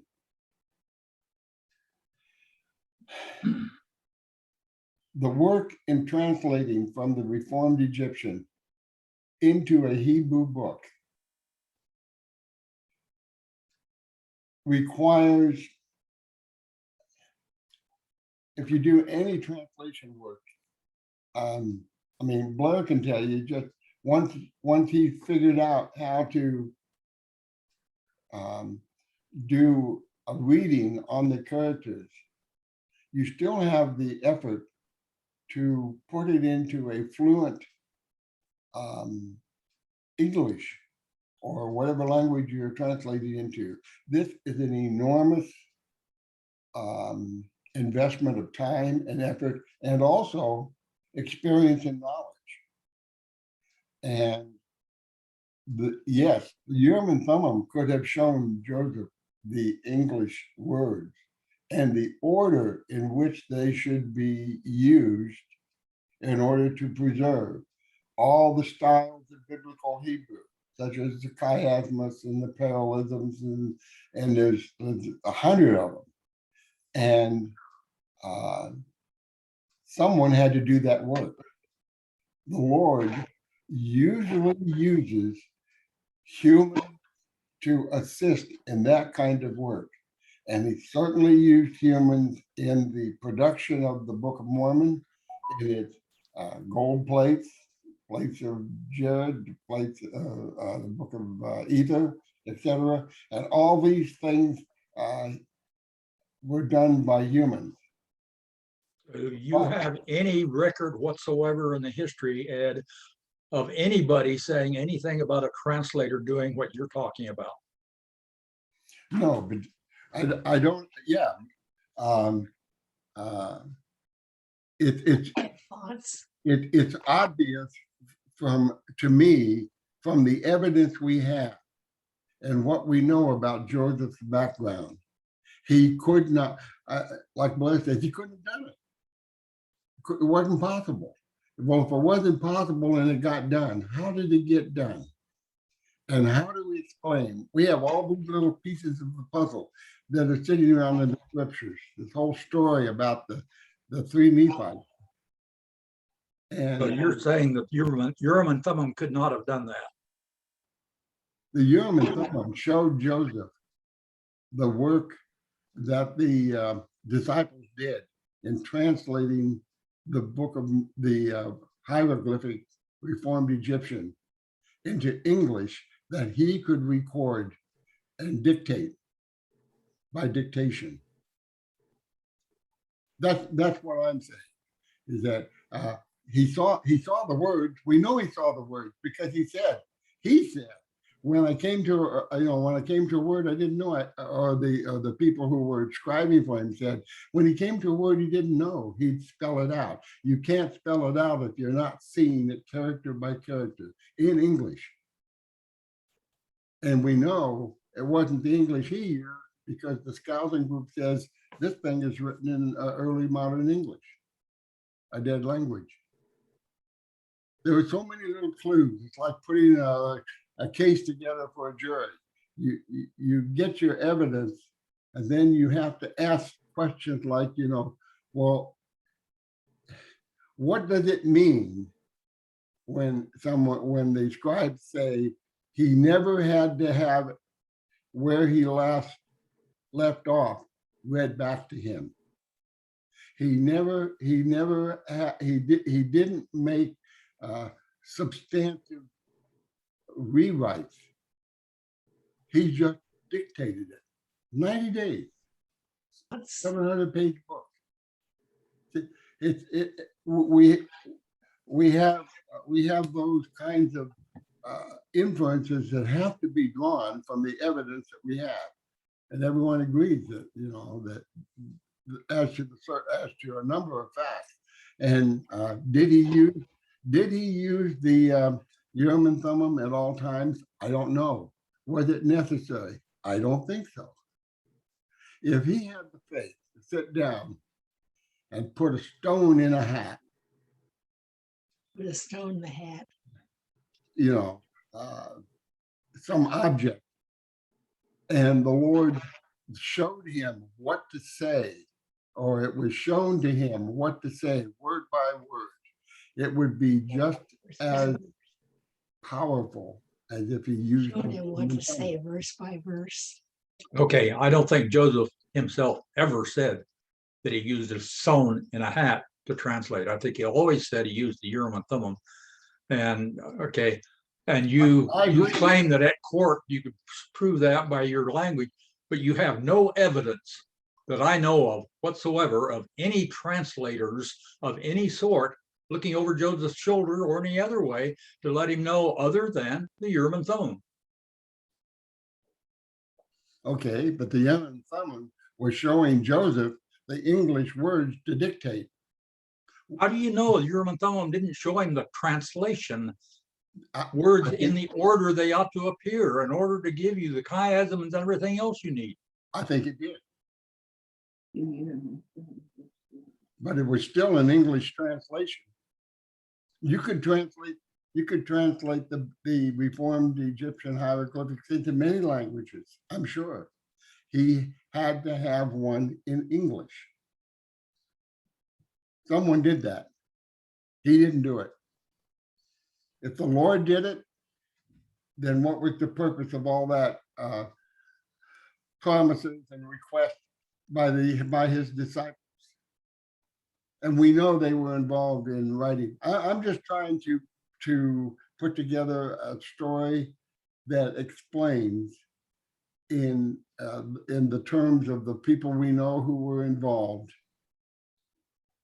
that gives Joseph the role of the great faith person who brought forth the book, but he stood on the shoulders of giants of the past who performed not only the work of originally recording, on the various plates, what they recorded, but also in giving us an English translation. That's all I'm saying.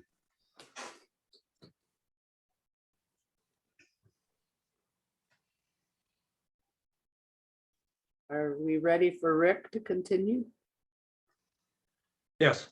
Okay. No, I'm gonna not ask my question. So the next person can go. Okay, that would be Frank and then Blair. And if you'll excuse me for just a minute, I have to take my puppy outside to go potty. So you guys go ahead. Frank, you're next.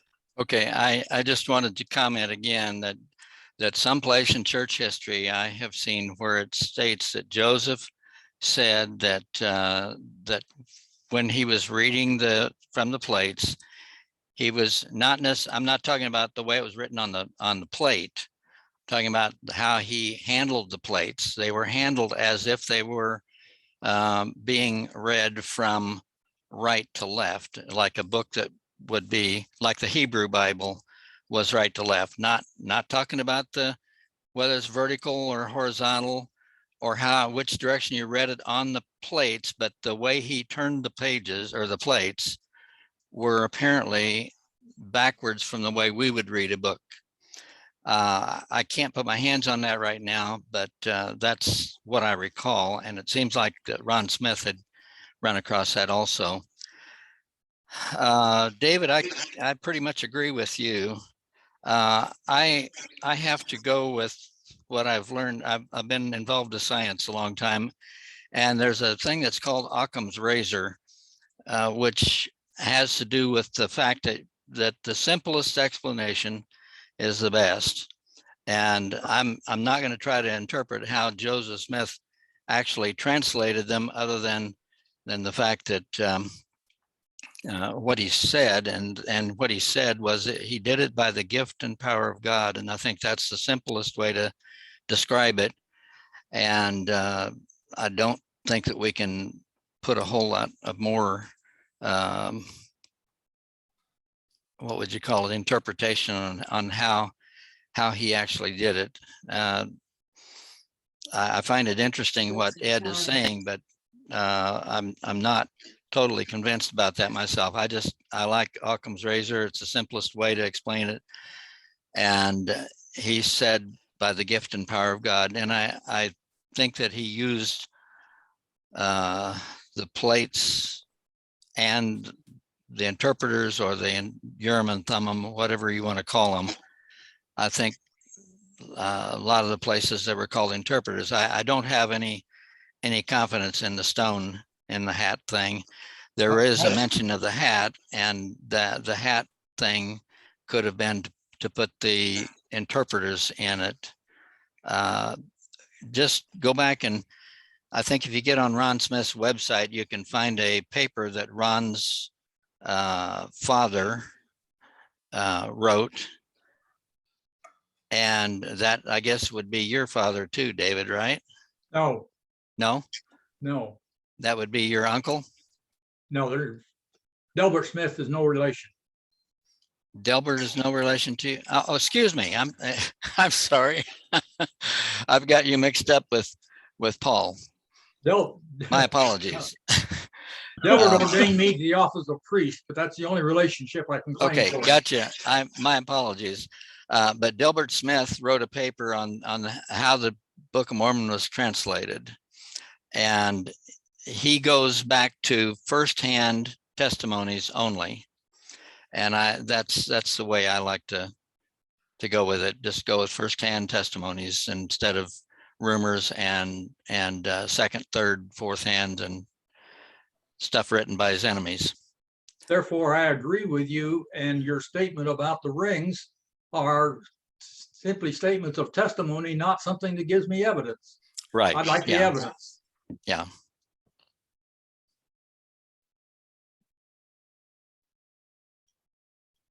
I'm finished. Paul? Thanks, Frank. Paul, it's your turn. Going to make comments about the Urim and Thummim not being a likely suspect, because I think that it was in Jerusalem and not a likely instrument It's something used by the priests to gather information, but not a likely instrument for translation. Interpreters, I believe, is the better term. And we had the presentation by Jonathan Neville some time back in which he made a very good case, I thought, that the account of Joseph Smith using the seer stone in the hat was an after the fact explanation to not to explain, but to to some extent mislead, and that the interpreters were the means whereby it happened. In any case, Did you say after the fact explanation? yes. Thank you. Yeah, I would agree with that myself too. Thank you. Anyway, I think Jonathan Neville was on earlier, and I regret that I don't see him to present that vantage point, because his research, like that of Delbert Smith, does go back to very good early resources. Let's see. I had something else I wanted to pull in there, except I guess maybe I simply wanted to say thank you, Blair. I very much appreciate the 28 years that you put on this kind of research.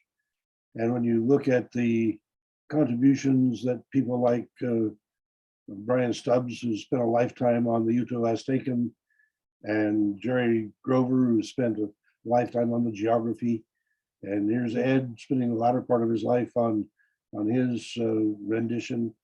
Well, and here's Wanda with her hand up, and she spent a lifetime trying to teach it.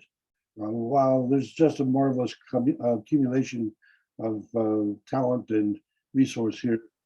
And the Lord uses the resources available to be able to accomplish his purposes. And I thank you all for participating in the forum, because I believe that you are helping to build a bridge into a future in which we'll have a better understanding.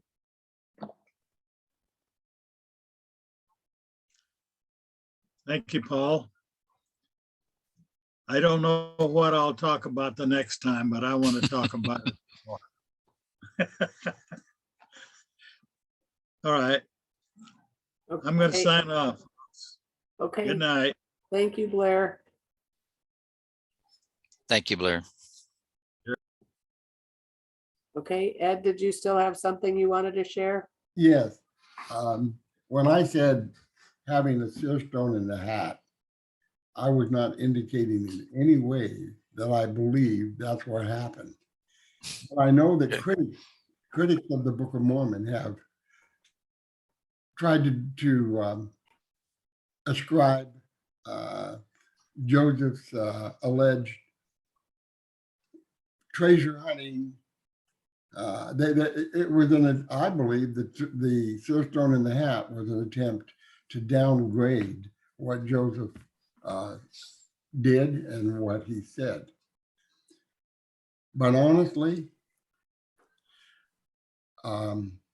if Joseph had, what I was trying to say was, if Joseph had simply said in his heart, because we know that Joseph could not do the work of producing the textual imagery of the Book of Mormon unless his heart was right with God. We know that because of what happened after the loss of the 116 pages. And another story that had surfaced about one time when he was apparently out of sorts with Emma, and he had to get his heart right again before he could continue with the translation. I don't think it made any difference. I don't think it would make any difference whether he had the Urim and Thummim, a hat, or nothing at all. The Lord could show him the words that he needed to say. I believe that. He did say he had the interpreters. And that would be, having a physical object like that would be a way to increase your belief that you were working with something that would help you get that information. But is it absolutely necessary? I don't think so. But here's the question I have for those of you who still think that that there's no reason to pursue the understanding of how the Book of Mormon came to us past the power of God to produce this to Joseph. Why did he produce it in an early English, modern English version? Why? Someone wrote that out in that early modern English version, and that person had to understand how to use it. The scouting group said, and I'm taking their word for it because they're the experts, they said it was an excellent edition of that kind of language, and it was so powerfully used, it convinced them to say that they concluded that Joseph was given the Book of Mormon word by word. That's why I think that's the experts. If I'm presenting a trial, I'm presenting the experts. I call the experts, put them on the stand and say, what are the facts about what you found? And they get through explaining it. Then you have to say, Joseph didn't do that. Someone did it. And then, the answer could be, well, God can do anything. Well, then why didn't he do it in an English? It wasn't a dead language. Whoever did it in a language that was a dead language. And I don't believe God would do that if he was doing the translation. And we know that Jesus did not take on the task at the time he talked to the disciple Nephi, when he said, you left out something, put it in. Jesus didn't say, stand back, I'll take care of it. He didn't use the people in that way. He let them produce the book. But he did exercise editorial control, and that editorial control was in the form of giving directions to the humans who were then going to do the work. And that's what I'm trying to figure out, is how do we understand the Book of Mormon in terms of who are the humans that actually did the work? And that is, I think, been pulled together in something like the conclusion that I've given. Anyway, that's it.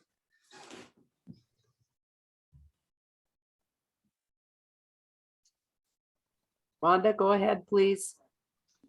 I almost forgot what I wanted to say, but Paul mentioned something about the Urim and Thummim, and in Hebrew they call it the Urim and Thummim.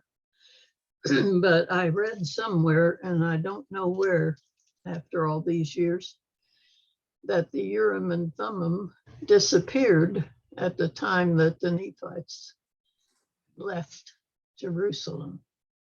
And I suspect that they came with the plates of brass. Is that correct?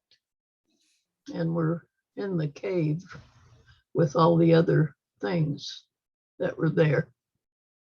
So I don't see any reason why God couldn't talk to Joseph through the Urim and Thummim and the 18th century English, because he knew it too. He knows everything. So that's my comment. Exactly. But if he knew everything, then why didn't he speak in the English of Joseph's time? Because that's a little clue. That's a fact that's been established by experts now, and we have to account for that fact. The fact perhaps it was through the Nephites that stayed. Is that your claim? What's that? Perhaps it was through the 3 Nephites who tarried. That's what Ed is claiming, yes. Yeah, I think that's what you're saying. Yeah. But with God, all things are possible, and he knows more than we do. So but God either way, it doesn't really change the results.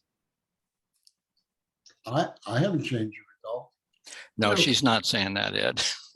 I'm saying that the results are the book, the way we have it. Right. And it's good and it works, so that's good. Thank Exactly. you, Wanda. But how unusual would it be to in 1827 through 1829 produce an English book that's written in a form of English that no longer is used? That's the fact that troubles us after the expert, the scouting group said, uh-oh, this is not the language of the King James Version of the Bible. The portions of the Bible that I produced in the Book of Mormon that one would think were, a lot of people believe that Joseph just copied them from the King James Version, and they said, didn't happen that way. And that's a fact that has to be accounted for if we want to account for the facts that the experts gave. That's what I'm trying to do. Anyway, thank you. Okay. I give over to Frank. Thanks, Wanda. I would like to just say that I'm finishing right now reading this book, which is about 1,200 pages long. It's called In Awe of Thy Word. And it is an analysis of how the King James Bible was translated. And it quotes Wycliffe and Tyndale and the translators of the King James. And she actually has exact quotes where she quotes the Bible in English here. And she starts out as the earliest English. She says the earliest English inscription that we have is found on a coin about 400 and some AD, and it's legible in English. This one starts with the Gothic at about 350, pre-350 AD. And it, Christus right here, I don't know whether you can see that or not, but Christ is spelled pretty much the same way. Here, I'll put it back up there again. Can you see that? Mm-hmm. And you go up. Yeah. And so it says Gothic there, Gothic is pre-350 AD, and then it goes into the Anglo-Saxon, it goes into the Wycliffe edition, and it goes from there to the Geneva Bible and the Tyndale, the Bishop's Bible, the KJV, and the words are legible in English. The problem is you have to learn the fonts. And when in these ancient writings, manuscripts, they use different fonts, but the words, for example, in the Latin alphabet, the U is the same as V. And so you might see a word that we would think ought to have a U there. It will have a V there. My grandmother taught me how to write in an older style of English, and that's where the F and the R are exchanged, and it makes it look like it's really hard to read. But after they were doing that in the 1800s, and she was born in 1879, and she lived with us for a number of years, and she showed me that, and I've got manuscripts of hers where they do that. And so if you're not aware of how the manuscript, what the font is that you're using, it makes it hard to read. But when you know what the fonts are, you can actually read it. And she's put this in our current font system so that you can tell, for example, the word sun right here is back in the Gothic, which is the earliest form of English, is S-U-N-U-S. It would be pronounced sunus. And then the Anglo-Saxon is sunna. And then Wycliffe is sunne with an S-O-N-E. And then the Geneva has S-O-N-N-E.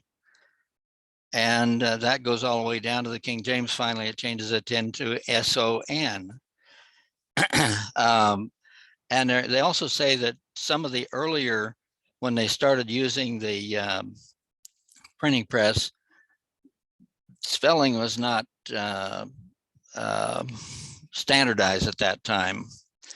And sometimes they would actually add an extra letter just to make the line add up. You know, they were trying to make it straight down on the left right hand side of the page. Sometimes they would add a different letter, like an E on the end, which was silent. But anyway, the other thing that she points out in this is that the words that are in these earlier languages were special words for scripture that were not necessarily part of the common everyday street language. And I just read that today.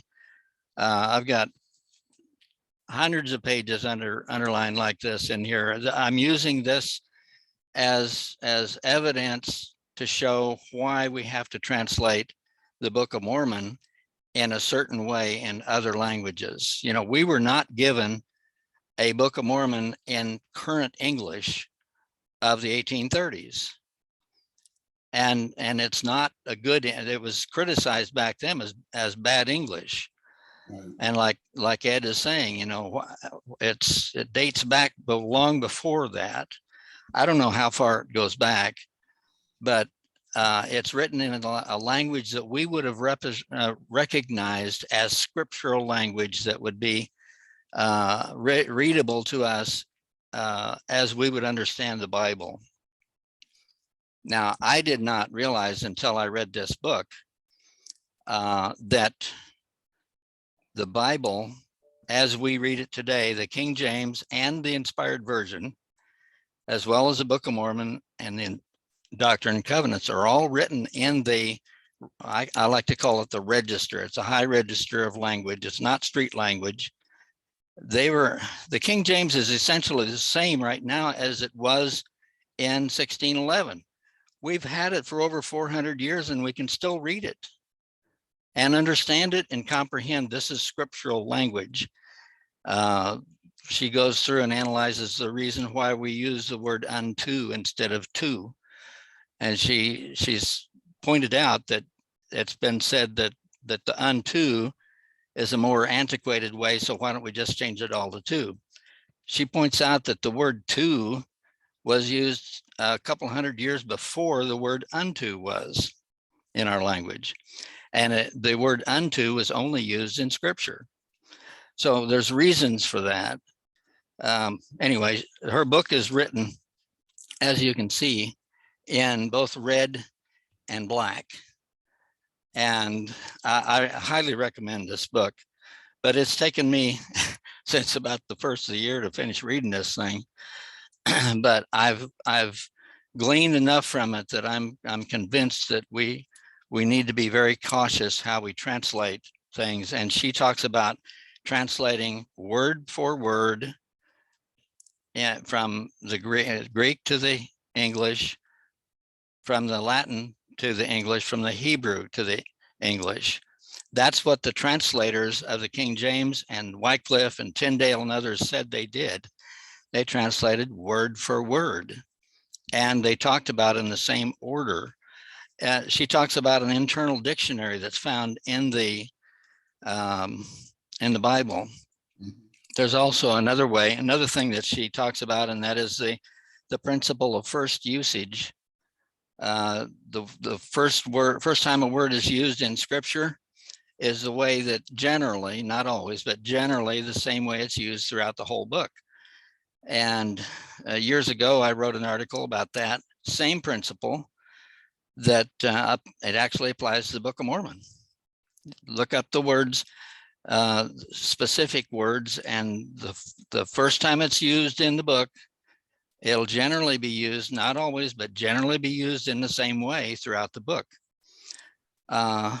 Anyway, I just wanted to recommend this book. It's called In Awe of Thy Word, written by, again, the name Gail Ripplinger. She's not a member of the Restoration. She would probably not agree with us because she's a Protestant. And there are people that have been on here who have criticized her because she's a King James only kind of person. I'm not a King James only, but I understand what she's talking about. after having read her book, and I've got a couple of other books of hers too. And she has done a lifetime of study about the Bible. And I believe that she has discovered principles that can be used and applied directly to the way we translate the Book of Mormon. Thank you. I think it's my turn again, and I wanted to comment that we've had, I think for the first time, Eric Turner with us this evening. Yeah. He hasn't left us yet. He is scheduled to present in about 4 weeks. And so for him to be introduced to this group with this kind of follow-up to the discussion might be just a bit intimidating and daunting. On the other hand, hopefully he's enjoying it. I'll give you a chance to respond, Eric, if you'd like. If you don't care to, then Probably wondering, what am I getting into here? No, this has been a great conversation. Love the presentation tonight. Definitely a lot of thought went into that. It's amazing what you can do after 28 years, I guess. all right, thank you. All right, David. You, Paul. Somewhat philosophical statement. First of all, I believe very, very strongly that Joseph Smith translated the Book of Mormon through the gift and power of God. That said, I think we tend to denigrate Joseph Smith unfairly. I think Joseph Smith had a photographic memory. And I think when he was laid up with his leg surgery, he was a voracious reader. I really believe that for his time, Joseph Smith was far more educated than almost anybody else around him. But he was self-educated. He was not educated in universities and that kind of thing. But I believe Joseph Smith was an extremely intelligent, highly educated individual, and we ought to treat him that way, not as a stupid farm boy. Yes, he was a farm boy, but I don't believe he was stupid by any means. I happen to know some other Thank you, super David. on that, David. You and I are among them.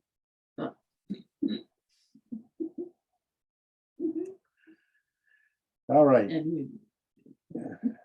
It's 20 past 11 for Wanda, and for past 10 for the rest, most of the rest of us.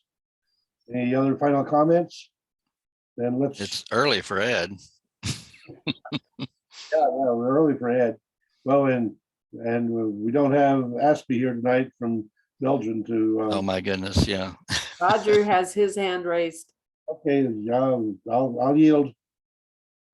Okay, I wanted to thank you, Rick, or blame you, one, for pointing out that reference to Moroni in my Restored Covenants edition, which is not in my authorized edition or any other edition I can find. So on the title page, so it's made it curious for me, and that's something just to consider.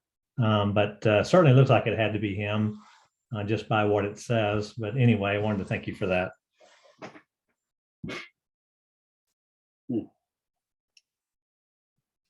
Good night, the Lord is watching o'er you. Good night, his blessings go before you. Good night, and we'll be praying for you. So good night, may God bless you. Good night. Buenas noches, hermanos.